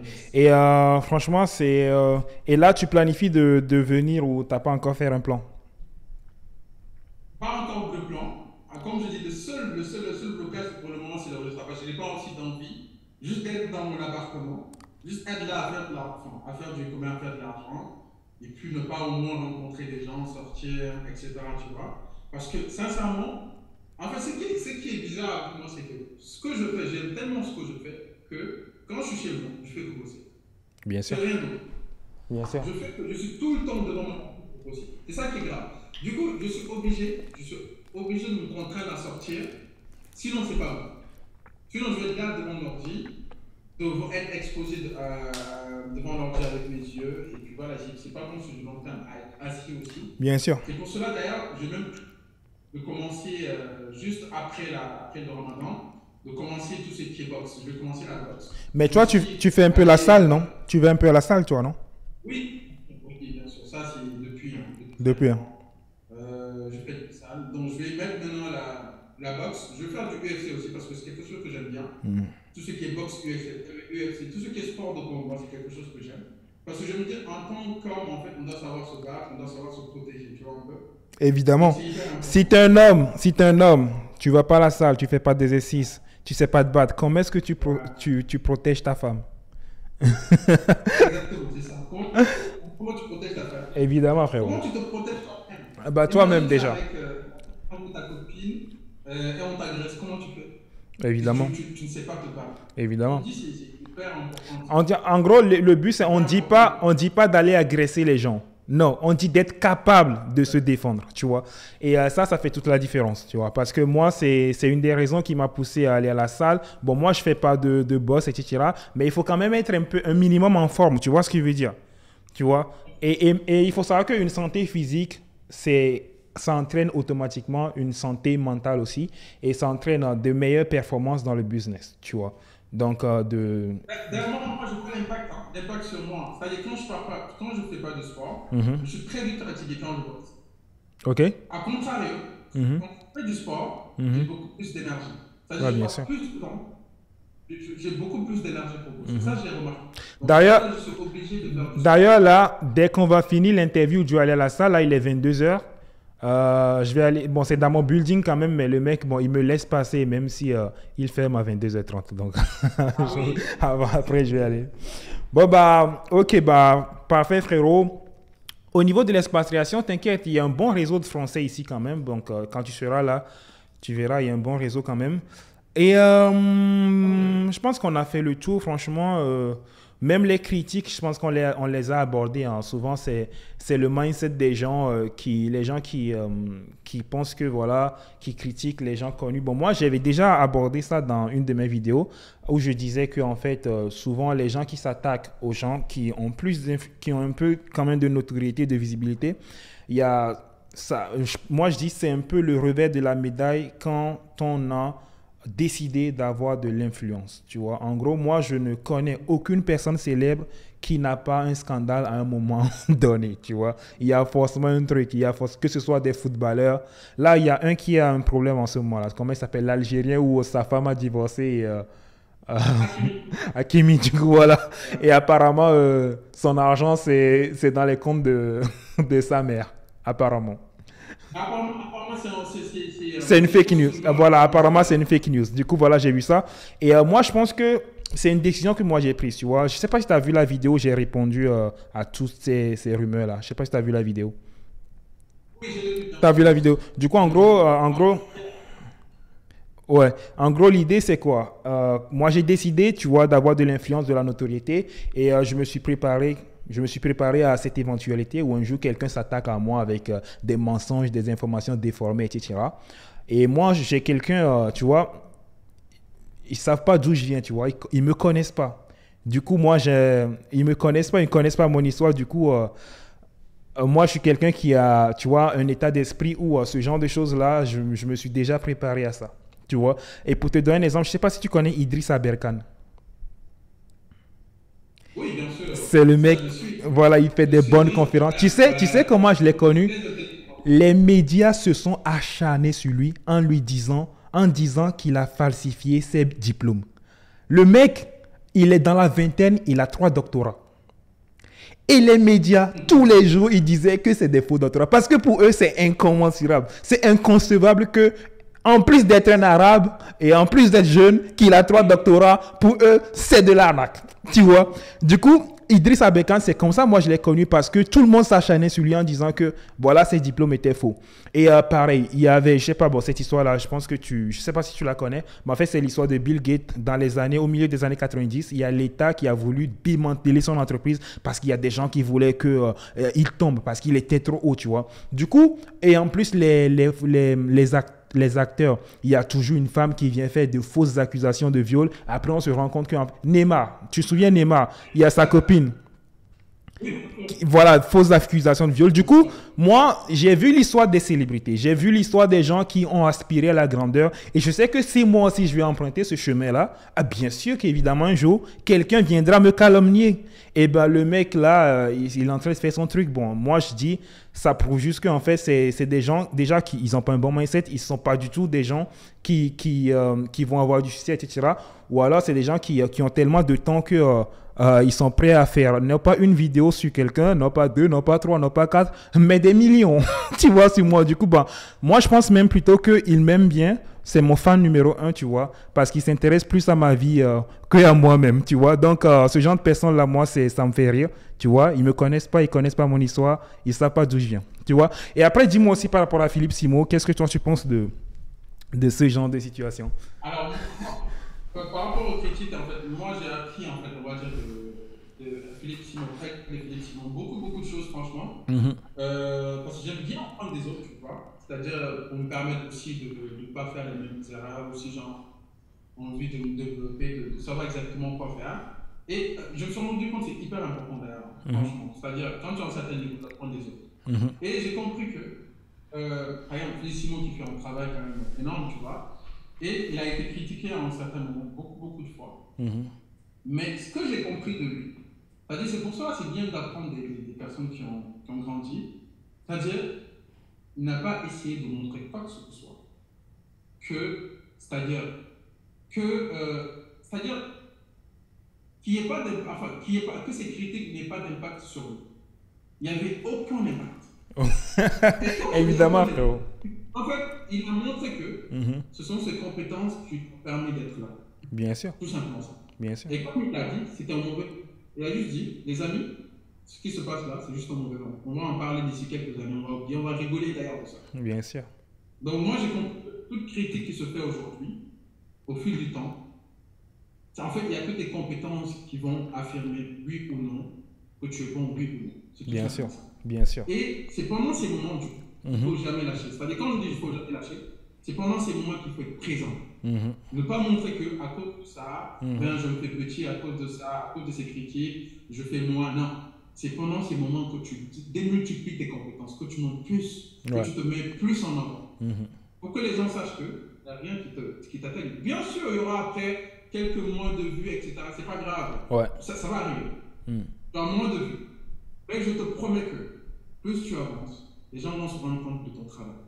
Et aussi, il y a une chose que j'ai appris de vite, c'est que oui, il y a des critiques, mais ça va tout simplement te permettre d'être encore meilleur. De toi-même aussi te dire, ok, qu'est-ce que j'ai mal fait, qu'est-ce que j'ai bien fait, et de encore faire mieux. C'est tout simplement. Bien sûr, bien Donc, sûr. se dire, ok, aujourd'hui, il y a ça, ça et ça. Moi, je sais que je suis sincère dans ce que je fais. Maintenant, je vais peut-être améliorer ça. Ça va me pousser. En fait, ça va te pousser à être maintenant beaucoup plus, on va dire, critique envers toi. Envers moi-même, tu vois. Ça rejoint ce qu'on a dit. Je prends mes responsabilités. Voilà. Ok, je prends les critiques. Exactement. Je prends les critiques constructives. Ok, qu'est-ce qui va mal? J'améliore tel point, tel point, tel Exactement. point. Et j'avance. Exactement. Et j'avance, tu vois. Je vais pas être là C'est ce qu'il a fait. ouais, à débattre avec des gens qui n'ont pas de travail, tu vois. Moi, j'ai un business à gérer, moi. Tu vois. Donc, je prends les critiques C'est ce que constructives j'ai appris. et j'avance. Voilà. Et surtout que c'est-à-dire que là, lui, c'est-à-dire il était tout le temps. Pour montrer aux gens que, parce qu'il a dit une chose qui est très importante d'ailleurs, quand on est dans le digital, sur les réseaux sociaux. Si tu disparais, les gens t'oublient. Bien sûr. C'est évident. Et la majorité des personnes, les erreurs qu'ils font, c'est que pendant ces moments, au lieu d'être beaucoup plus présent, ils disparaissent. Ouais. Tu as donné un exemple d'une personne qui a fait la même chose. Mhm. C'est-à-dire, on l'avait critiquée. Elle n'était pas forte, c'était une femme, elle n'était pas forte. Ouais. Mentalement. Ouais. Bah, frérot, c'est ça, je dis, c'est une question de mindset. Tout revient au mindset. Tout revient au mindset. Tu vois? On l'a oublié. On l'a oublié, ouais. Et mais tu te rends compte de toutes les personnes qui vont se lancer. En tout cas, moi, il y a une chose que j'ai compris. Dès que tu as un certain niveau, forcément, attends-toi à des critiques. C'est-à-dire, toi-même, en fait, tu dois développer cet état d'esprit. Bien sûr, frérot. Dis-toi que je serai critique. On t'attend à ça. Bien sûr. Même avec la personne avec qui tu travailles actuellement dans les commerces, je lui Ouais. dis, ok, là actuellement ça va, tout se passe bien. Plus tu avances, sache que tu seras critiqué. Bien sûr. Ça, il faut le savoir. Bien sûr. C'est-à-dire, Il y aura toujours des gens qui seront prêts à jeter leur incompétence sur toi. Et je lui ai dit une chose. Je lui ai dit, si, comment on appelle ça, si un jour on te critique, sois présent. C'est-à-dire, n'essaie même pas de replier. Sois toujours présent. Quand je dis présent, c'est quoi? C'est-à-dire de faire des contenus de qualité. Contenus de qualité. Et les gens vont se rendre compte au final. C'est-à-dire, ça va pas se faire sur du court. Sur du court terme, oui, il y aura des paroles. C'est un très bon point. C'est un très bon point ce que tu dis. C'est un très bon point ce que tu dis. En vrai, tu as raison. Tu sais, je te rejoins sur ce point-là parce que moi, déjà, je me préparais à ça, comme je t'ai dit, comme même j'ai dit dans la vidéo. Je savais qu'il n'y a aucune célébrité. Donne-moi une seule célébrité qui a jamais eu un problème dans sa vie. Ça n'existe pas, tu vois. Donc, il faut se préparer à ça. Et ce que tu as dit et qui est le plus important, c'est que c'est en ces moments-là qu'il faut être le plus présent et démontrer que les critiqueurs ont raison, démontrer que les critiqueurs ont tort par ses compétences, tu vois. Tu sais, depuis que les mecs qui critiquent, il y a des gens qui continuent de prendre mes coachings. Parce qu'il y a des gens qui ont vu leurs vidéos où ils disent, eux, ils parlent des gens. Ils sont venus sur ma chaîne et moi, je parle de compétences, je parle de e-commerce, je parle de business et je parle de trucs sérieux. Tu vois? Du coup, toutes les personnes qui sont sérieuses et qui ont un cerveau, bah, ils savent qui est sérieux, qui est-ce qui fait les choses correctement et qui est-ce qui est là juste pour parler sur les gens. Tu vois? Donc, je pense qu'au final, il faut avancer, prendre les bonnes informations, les critiques constructives et avancer, quoi. Du coup, Lamine, je pense qu'on va arriver sur le dernier point de cette interview. C'est tout simplement la gestion des finances et des investissements. Tu vois, et là, il y a un truc que j'aimerais dire avant qu'on commence. Comme je l'avais dit dans une vidéo, il y avait une période où j'avais perdu beaucoup d'argent. Tu vois, bon, en fait, j'avais perdu beaucoup d'argent dans des dépenses à Dubaï, etc. Tu vois, et c'est dû au fait que... Ouais. Ouais, parce que en fait, le truc, c'est... Je vais t'expliquer. Quand toute ta vie, tu n'as pas eu beaucoup d'argent et qu'il y a d'un coup, il y a beaucoup d'argent qui entre sur tes comptes, etc., tu as envie de combler tes frustrations, tu vois, parce que Voilà, ça fait des années de manque où tu as voulu acheter des choses que tu n'as jamais pu acheter, etc. Maintenant, tu as les moyens de le faire. Souvent, tu as envie de tout acheter d'un coup, tu vois. Tu as envie de vivre toutes les expériences d'un coup, de faire tous les voyages que tu as envie de faire, d'acheter tout ce que tu as envie d'acheter. Et moi, bah, c'est ce que j'ai fait, tu vois. J'ai vraiment profité à fond. Et je vais dire, aujourd'hui, je le regrette, mais que à moitié. Quand on a de l'argent qui rentre dans ses mains pour la première fois, alors qu'on a passé des années de frustration, bah, en fait, quand on a son premier business qui marche, on a envie de se faire plaisir. Et c'est tout à fait normal. Tu vois, c'est tout à fait normal. Maintenant, quand la voiture des plaisirs ou bien la fusée des plaisirs est lancée, il faut savoir avoir un frein, tu vois. Et le problème, c'est qu'il y a beaucoup de personnes qui n'ont jamais eu ce frein-là. Et c'est une question principalement d'éducation financière. Mais là, je vais donner des vrais conseils pour les gens qui veulent suivre, pour les gens qui vont avoir cette expérience-là, qui vont avoir un business qui va marcher, ils vont déménager dans un pays qu'ils aiment, à Dubaï, etc. Bon, moi, au moins, je sais vraiment de quoi je parle à ce niveau-là. C'est que il faut se faire plaisir, tu vois, c'est normal, tu vois, il faut voyager, il faut acheter ce qu'on veut, etc. Mais il faut avoir une limite dans le sens où le plus important, tu vois, c'est l'éducation financière si on veut rester sur le long terme, tu vois. Parce qu'une chose est de gagner de l'argent, tu vois, je peux te donner 500 000 euros aujourd'hui, tu vois. Ça ne veut pas dire grand-chose, tu vois. Ce qui compte, c'est est-ce que tu l'auras encore dans 40 ans. Tu vois, parce que souvent, la vie, elle ne s'arrête pas à 22 ans. La vie, elle ne s'arrête pas à 23 ans. On aura 50 ans, on aura 70 ans. Est-ce qu'on sera encore riche dans 50 ans? C'est ce qui compte. Tu vois? Donc, cette question-là, le mec qui se la pose, ce mec-là, il commence par être sérieux. Moi, avant, bon, mon business l'a explosé, j'avais quel âge? J'avais 20 ans, 21 ans, tu vois. J'avais aucune notion du long terme, tu vois. Pour moi, on vivait que... Tu sais, pour moi, c'était, tu vois, il n'y avait qu'aujourd'hui et je pensais même que j'étais je sais pas, je considérais que j'étais Elon Musk, tu vois. Et c'est normal, tu vois. Et après, aujourd'hui, je fais de la rétrospection. Et je comprends en fait que j'avais juste un cerveau d'enfant. Tu sais, ok, je savais faire de l'argent, j'étais intelligent. Être intelligent, c'est la capacité à pouvoir faire de l'argent. Mais être sage, c'est la capacité à pouvoir planifier, à regarder dans le futur. Et après, je me suis posé une question marrante. Est-ce que tu as déjà vu un enfant penser à l'avenir? Non, les enfants, ils pensent ils pensent qu'à aujourd'hui, tu vois. Du coup, je me suis dit comment... Hein? Au moment présent, ils pensent au moment Ouais. présent. Du coup, je me suis dit, on reconnaît un adulte à un enfant à leur capacité à penser au futur. Tu vois? Donc, en gros, c'est simple. Quelqu'un qui a appris l'éducation financière, donne-lui 500 000 euros, tu reviens dans 10 ans, il en a 5 millions. Quelqu'un qui n'a pas d'éducation financière, donne-lui 500 000 euros, tu reviens dans 3 ans, il n'a plus rien, tu vois. Donc, moi, je pense qu'avant même de commencer par lancer un business, il faut se renseigner sur l'éducation financière. Et moi, ce qui m'a aidé, c'est un livre. Tu vois, avant de commencer l'interview, c'est ça que je te disais. C'est le livre L'homme le plus riche de Babylone. Tu vois. Et c'est ce livre-là qui m'a appris vraiment les bases de l'éducation financière où, en fait, il faut tout le temps... Bon, d'ailleurs, tu sais, j'ai noté les conseils que j'ai appris de ce livre-là. Si tu veux, je partage les conseils que j'ai lus directement.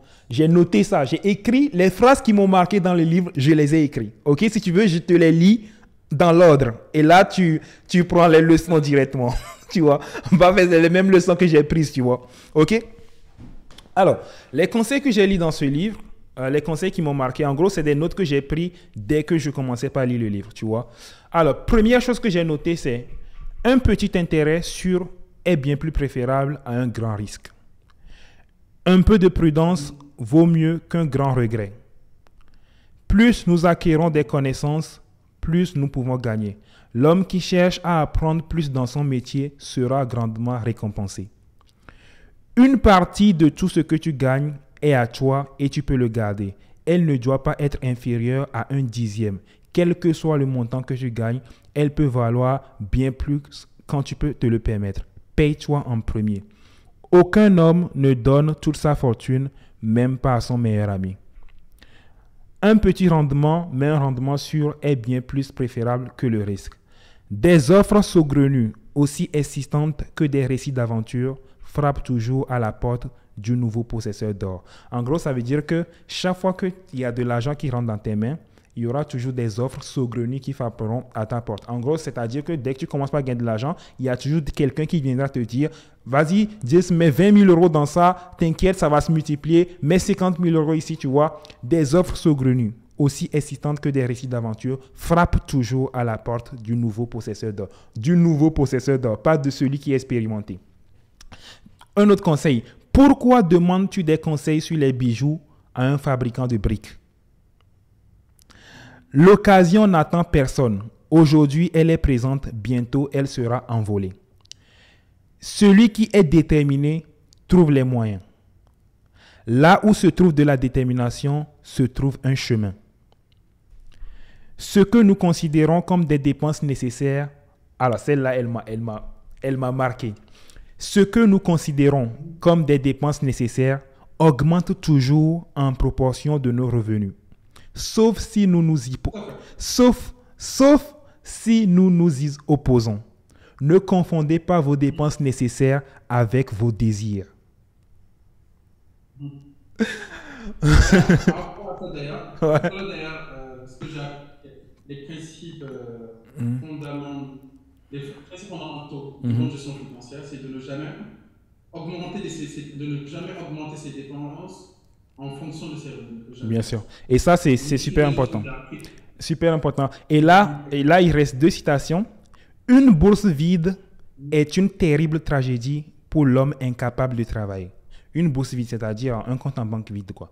Une bourse vide est une terrible tragédie pour l'homme incapable de travailler. Dernière citation que j'ai notée du livre. Sottise, sottise. La fortune d'un homme n'est pas dans sa bourse. Une bourse bien remplie se vide très vite en absence d'or pour l'alimenter constamment. En gros, c'est pas parce que tu as fait 500 000 euros que tu t'assis là-dessus. C'est pas parce que tu as fait 1 million que tu t'assis là-dessus et tu ne fais plus rentrer de l'argent. Une bourse bien remplie, tu vois, c'est bien rempli. Tu as encaissé 300 000 euros sur le compte. Une bourse bien remplie se vide très vite en absence d'or pour l'alimenter constamment. C'est-à-dire que même si on a 250 000 euros sur le compte, 300 000 euros sur le compte, il faut toujours continuer de pousser. Tu vois. Donc, ce livre-là, frérot, ce livre-là m'a refait. Et je te jure. Comment tu trouves les conseils? Alors, c'est top, franchement, parce que ça touche tout simplement les principes fondamentaux d'une bonne gestion financière. Par exemple, le dernier point que tu viens d'évoquer, en gros, dans la gestion des finances, on dit de toujours mettre de l'argent, c'est-à-dire de faire circuler l'argent dans l'économie. Pas juste le laisser dans le compte en banque, il faut aussi savoir le fructifier. Tu vois? Et ça, pour ça, il faut l'investir, il faut le mettre dans l'économie pour que ça tourne, pour que tu puisses avoir plus d'argent. En gros, c'est ça. Et moi, il y a une chose que, par exemple, ce que au début aussi, tu as parlé de quelqu'un qui a 500 000 euros dans sa main. Il peut soit quelques années après finir les 500 000 euros, bien sûr, dépenser toute la somme, ou encore multiplier cet argent. Et bien sûr. C'est d'ailleurs ce que d'ailleurs Philippe dit souvent, c'est tout est une question de temps. Tout est une question de temps pour multiplier ton argent, pour gagner de l'argent, ou tout est une question de temps pour devenir pauvre. Bien sûr. Voilà, tout est une question de temps. Parce que si tu gères mal ton argent, ben tu n'as plus d'argent dans certaines années. Ça c'est sûr. Aujourd'hui, si tu as de l'argent, cela ne veut pas dire que d'ici quelques années, tu auras de l'argent. Il faut planifier le futur. Si tu as une bonne gestion financière, si tu as une bonne gestion financière aujourd'hui, ben, c'est juste une question de temps pour bâtir ton empire financier. Et par rapport à ça d'ailleurs, c'est pour ça qu'on recommande toujours. Moi, comment je gère mon argent aujourd'hui? J'ai une épargne de sécurité et une épargne d'urgence et une épargne d'investissement. C'est quoi l'épargne d'urgence? C'est tout simplement pour faire face aux urgences. Aujourd'hui, si ta voiture a un problème, ben, tu prends dans cette épargne pour pouvoir régler le problème. Après, il faudra remplacer votre argent. Donc, tu constitues une épargne d'urgence. Puis, il y a une épargne de sécurité qui est tout simplement, on va dire, la somme que tu dépenses, les dépenses que tu fais par mois, tes dépenses mensuelles par mois, multipliées par 6 ou multipliées par 12. Pour 6 mois. Voilà, si tu dépenses 3 000 euros par mois, le 3 000 euros x 6. Après, il faudra augmenter sur 12 mois. Tu vois? Donc, avoir une épargne de sécurité pour faire face au mauvais jour, on va dire. Bien sûr. Tu perds tout, et cet argent te permettra tout simplement de vivre, de te De te reconstruire. reconstruire, ouais. Donc, épargne de sécurité, Mhm. épargne de France. Voilà. Et maintenant, épargne d'investissement. Donc, une épargne qui te permet d'investir pour pouvoir multiplier ton argent. Maintenant, il faut savoir qu'il y a 3 étapes. Moi, en gros, c'est comme ça que je vois les choses. Il y a 3 étapes pour gérer son argent. Première étape, il faut d'abord, pour quelqu'un qui veut se lancer dans le budget, qui doit avoir une bonne éducation financière, il y a 3 étapes fondamentales. Mhm. Première étape, c'est de maîtriser, de prendre conscience de son état financier et de son profil financier. Alors, justement, De ça, maîtriser tout. Philippe Simo, il a fait un truc pour savoir si on a une passoire économique. Exactement. Vas-y, j'aimerais en Exactement. savoir plus sur ça. Qu'est-ce qu'il explique dans le truc? J'avais pas bien vu. Voilà. Donc, il faut savoir son état financier pour savoir si toi, de nature, est-ce que tu es quelqu'un rapidement qui est dans le rouge souvent, ou tu es quelqu'un, à la fin, tu n'as pas d'épargne, tu n'épargnes rien du tout, et au final aussi tu n'es pas dans le rouge, ou tu es quelqu'un, on va dire, qui souvent prend beaucoup de crédits, tu es obligé à chaque fois de prendre dans les crédits, ou encore de quelqu'un, on va dire, qui épargne souvent. Voilà, quelqu'un qui, à la fin du mois, épargne. Mhm. Voilà. Et il faut savoir, il y a le profil financier aussi. Mhm. Comme je disais, en fait, la première étape, c'est de connaître son état financier, le profil financier. Mhm. Et il y a 4 types de profils financiers. Le premier profil, c'est le profil de la personne statut social. Profil statut social.